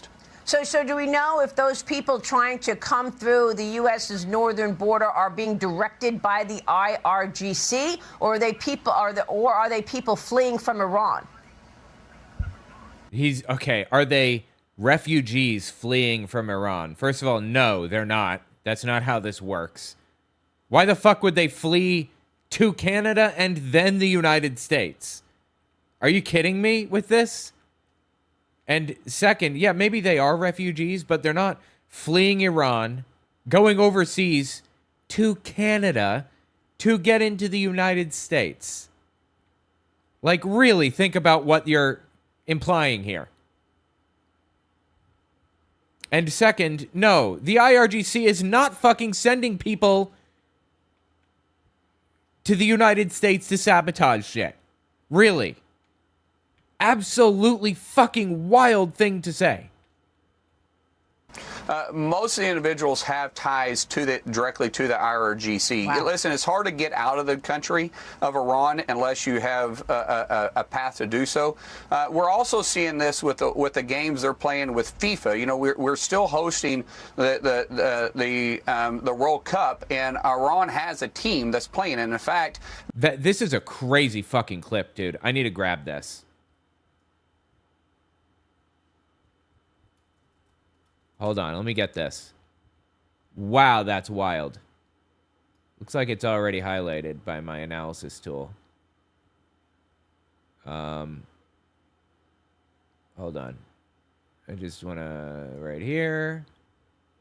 And then, yeah. Mark Wayne Mullen says Iran is sending sleeper agents over to Canada to cross into the United States.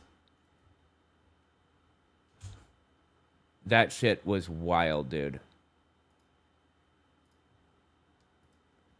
All right. Do so. We're also seeing this with the games they're playing with FIFA. You know, we're still hosting the World Cup, and Iran has a team that's playing. And in fact, the team is playing today in LA. Most teams travel with around 120 people. That's their support staff, doctors, coaches, everybody else that comes along with them and their delegation. We accepted 53 individuals coming in. The rest of the individuals that Iran had tried to bring in also had direct ties to the RRGC and aren't their normal traveling group. So these games that Iran plays is unfortunately makes them an adversary that you can't trust, and no one knows that better than President Trump. No one knows it better than President Trump. All right, let me bring... That was fucking genuinely wild. I'm going to come back to Lance, but let me bring in, I'm going a little early, Pastor Artur Pawlowski. You guys remember him here, Polish-Canadian pastor, founder of Street Church Ministries, became known around the world for his stand on religious freedom and free speech, even while being arrested multiple times in Canada during the COVID era. In fact, he's still fighting some of that. We're going to talk about Canada later. We're going to talk about the World Cup later. But let me bring in Pastor Artur.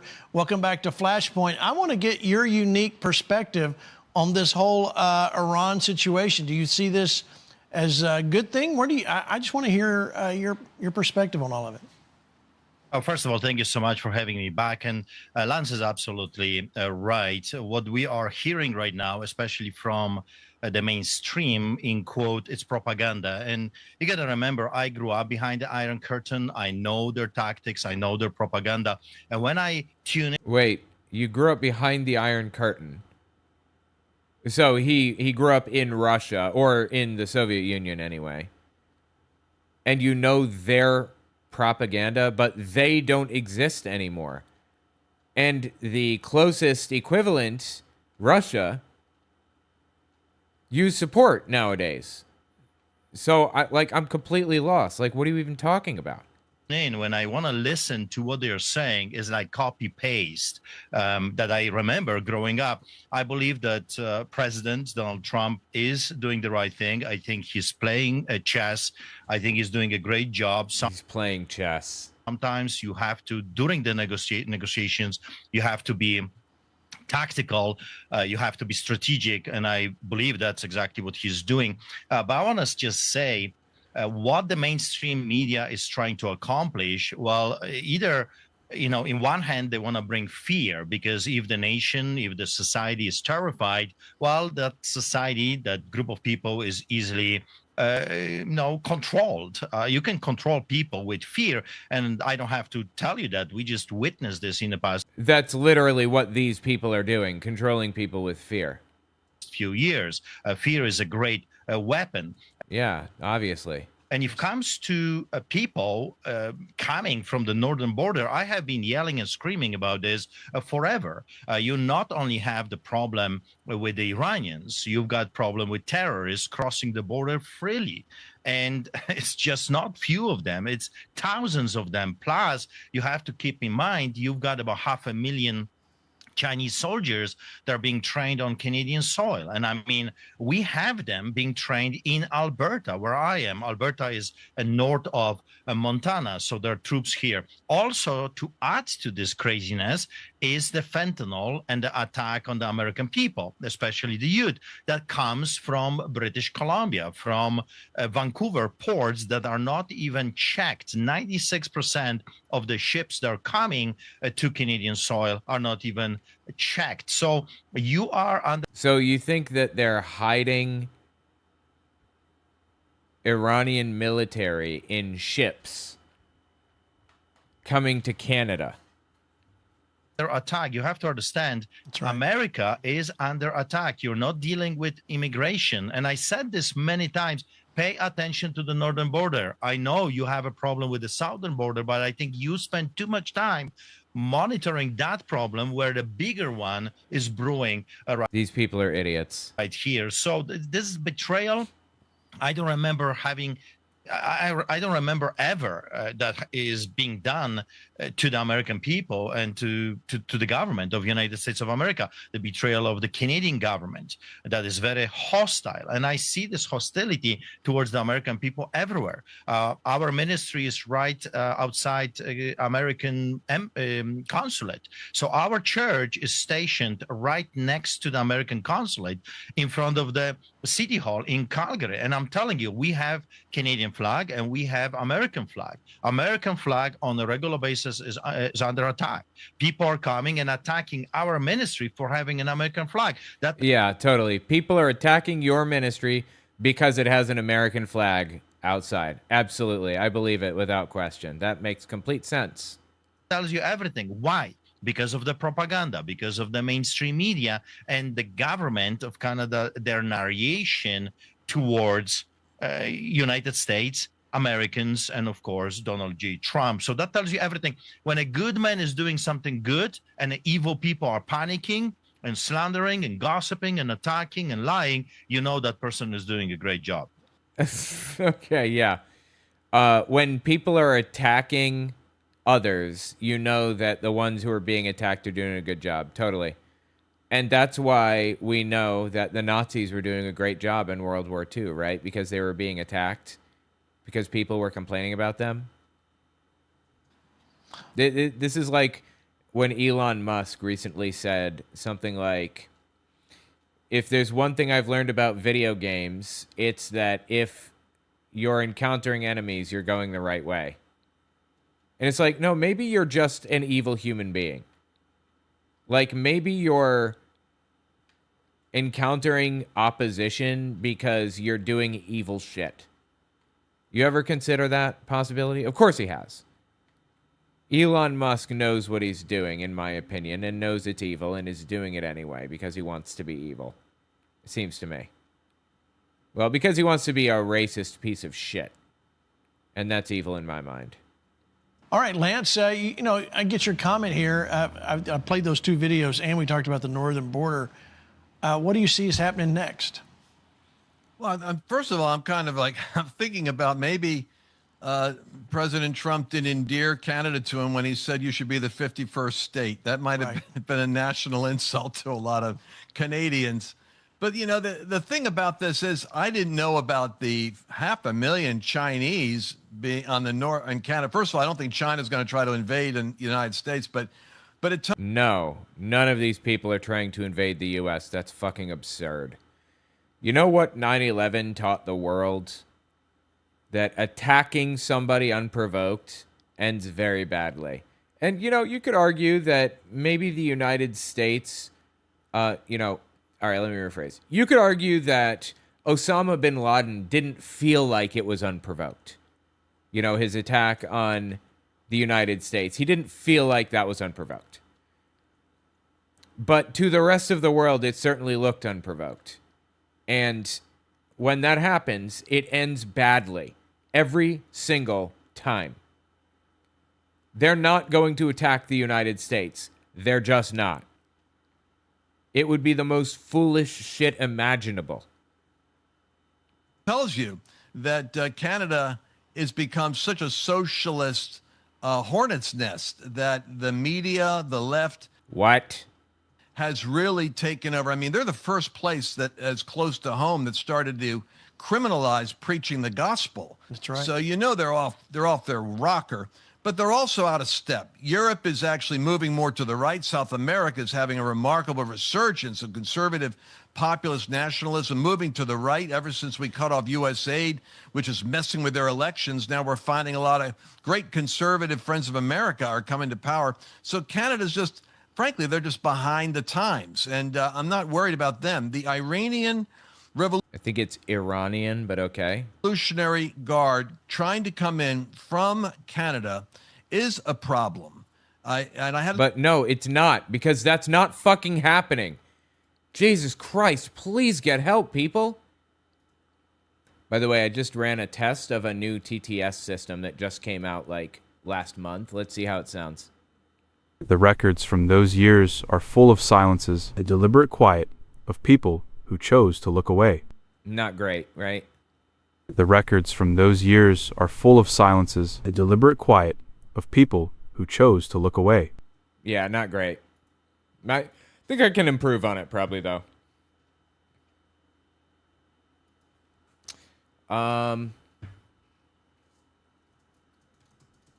Let's see. All right, let's continue. I thought of that before. We were expecting there would be some domestic terrorism going on. We mentioned on Flashpoint. I was surprised that nothing ever materialized. I didn't know if it was the fact that they weren't here as I expected, or that the FBI is doing such a great job of ferreting them out that they can't organize well. But the fact that they're trying to come through, imagine what they're up to, Gene. They would like to see a terrorist incident in the United States in order to derail this, because the most radical parts of the revolution do not want to see a deal. They'd rather go down in flames because they're terrorists. I mean, it's like making a deal with Al-Qaeda. They would rather come here and derail a process than allow it to continue. But like Trump said something interesting. You might remember in his press conference, he said, we didn't go for regime change, but after you took out the first layer and the second layer of leadership, like 80 or 90 of them, we're actually finding by accident that we've got regime change because we have at least people we can work with. So they've got some internal... No, that's not how it works. The exact same people are in charge who were previously in charge. There is nothing new happening. There is no benefit to there was no benefit to killing all of the leadership and all of that shit that we killed. Complete and total, unadulterated delusion. Conflict, because there are still the radicals that would rather go down in flames, and they could be the ones that are coming across the border now. So it's a time to be prayerfully super vigilant, especially after that attack that almost happened at the UFC fight. I mean, I can't believe that news cycle just was a blip. When you've got 20 people working with drones and no, I'm sorry. I don't believe any of that. That's very, very far-fetched for me. Was there an assassination attempt? Maybe, I suppose, possibly. I'm very suspicious. Orchestrating sniper fields, that's not just a minor thing. So you think about July 4th. Are they trying to get to Washington on July 4th? Because that would be their symbolic time of... Okay, first of all, who the fuck is they in this scenario? Are they in the room with us right now? And second, is he just like making up random dates that he thinks some kind of a terrorist attack is going to happen? What the fuck? Creating a derailing. Just something to pray about. Yeah, without a doubt. Yeah, something to pray about. Totally. All right, I want to get to this before the break. Let's go back in time. Let's go back to 2021 when suddenly our screens were full of this crazy Canadian Polish pastor yelling at the authorities. Watch. Out. I don't want to hear anything. Out of this property immediately. I don't want to hear a word. Out. Out. Out of this property immediately until you come back with a warrant. Out. Okay, that's totally fair. What's the problem with this? Out. Out. Out. Out. Out of this property. Immediately out. Immediately go out and don't come back. That's the right move, no matter what. Don't come in without a warrant, period, right? I don't want to talk to you. Not a word. Out of this property, immediately out. I don't care what you have to say. Out. Out. Out of this property, you Nazis. Out. Out. Gestapo is not allowed here. Immediately, Gestapo is not allowed. Dude, I love that. The Gestapo's not allowed here. I love that shit to fucking death. And he's from Poland. He knows what he's talking about, right? Poland had to deal with the Gestapo once before. Out! Do you understand English? Get out of this property. Go. So go. Go. And don't come back without a warrant. Out, Nazi. Out. Dude, I fucking love this guy. Who the fuck is this? This dude is awesome. Out. Wait, it's private property. It's private church property. Why would Flashpoint be complaining about this? I don't understand. You understand? Nazis are not welcome here. Out. And don't come back without a warrant. Do not come back without a warrant. You understand that? You're not welcome here. Nazis are not welcome here. Gestapo is not welcome here. Do not come back, you Nazi. I love that shit. Do not come back, you Nazi. You know, Artur, it's still one of my favorite videos on the internet. And I stay... Dude, I've never seen that before. I'm going to grab that shit. That was great. That dude fucking hammered those bastards. Let's see. Hold on. Let me snag the whole clip here. 1 second. Still snagging. Hold on. There it is. Pastor Artur removes government... No, yells at feds and calls them Nazis, tells them to get out of his church, I believe is the situation. That was awesome.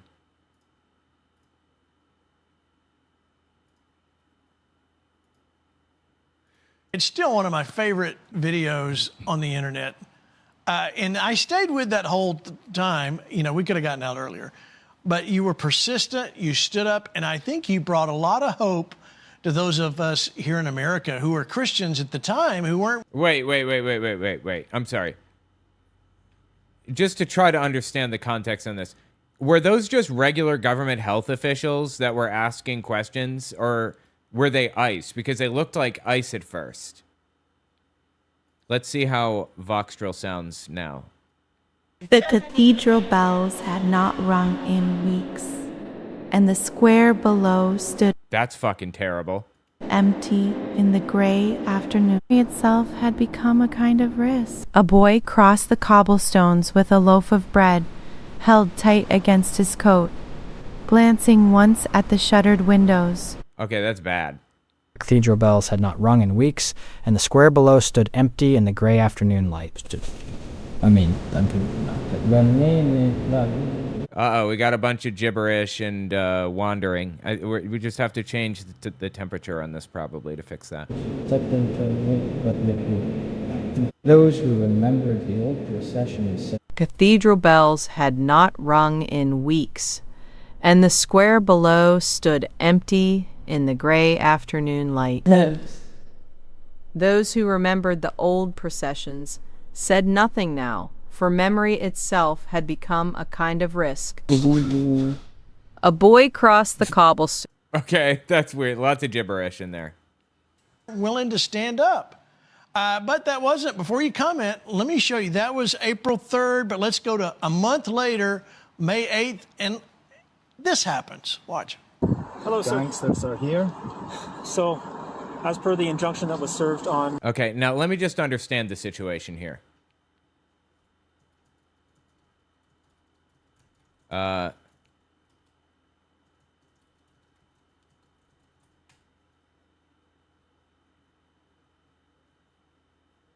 Give me a second. I'm just trying to find info on this situation.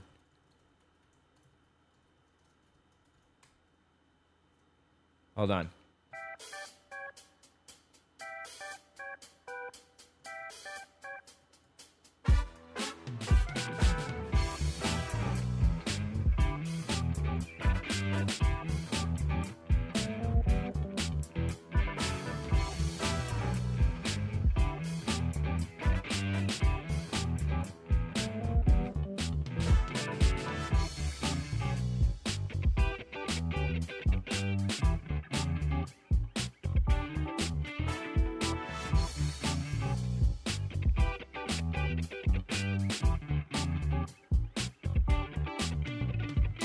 Okay, I understand. I thought that this guy was reacting to the actual Gestapo.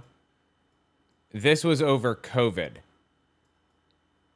This is in 2022, and it was Calgary Police and Alberta Health Services inspector showed up at his church over COVID public health order violations during Easter. I see.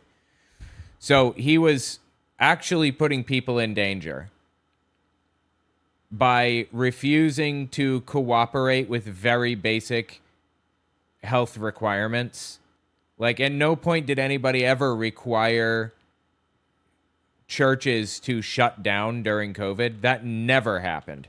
But thanks to Flashpoint, they propagandized and lied and twisted things around and made it seem as though they were being persecuted because they were being told to follow very basic, simple protective measures, health measures, like either host services outside or space chairs out 6 feet or hold services online or all three. They refused to do like the most simple of those and pretended to be persecuted when the government showed up saying you have to prevent super spreader events. This is a full-blown fucking pandemic we're dealing with right now. That's what was happening. And he pretended that they were literal Nazis, while we actually have real Nazis running through the streets right now, harassing and attacking people, harassing and attacking immigrants of various sorts, undocumented or documented immigrants. Oop, sorry. Arthur here and David back here. I am to place both of them under arrest for breaching the Queen's Bench order. Both of us under arrest? Yes, sir. Would you please step out of the car? Back. Dave, you're not recording. It's backwards. One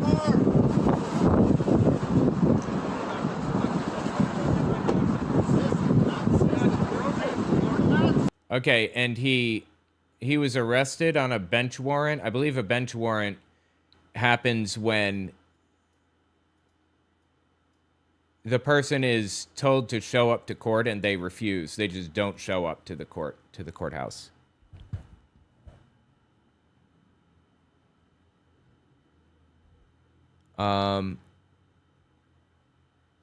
Yeah, this is May 8th, 2021. Breaching a court order tied to COVID public health restrictions. Got it. Okay, now I understand.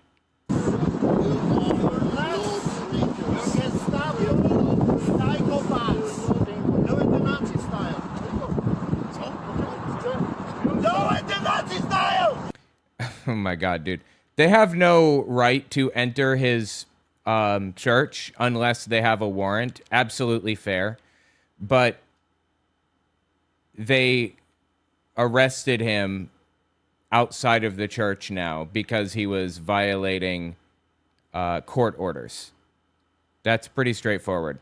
No, don't taser me, kill me.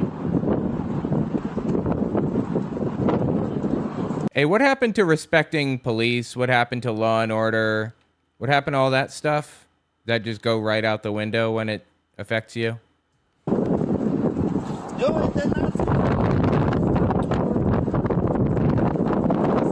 Trust me. Trust me. This is not Nazi style. Coming from somebody who wrote a book on Christian nationalism in the Third Reich, this is not Nazi style. Artur, tell us the update. What's been going on? So this is him. I mean, that was, 5 years ago. Surely that's all blown over by now, right? Jesus Christ. Anyway, let me know what you think about it in the comments. That shit is wild, dude. All right, I got to get out of here. Appreciate you guys hanging out with me. It's been fun, and I will see you guys tomorrow. All right?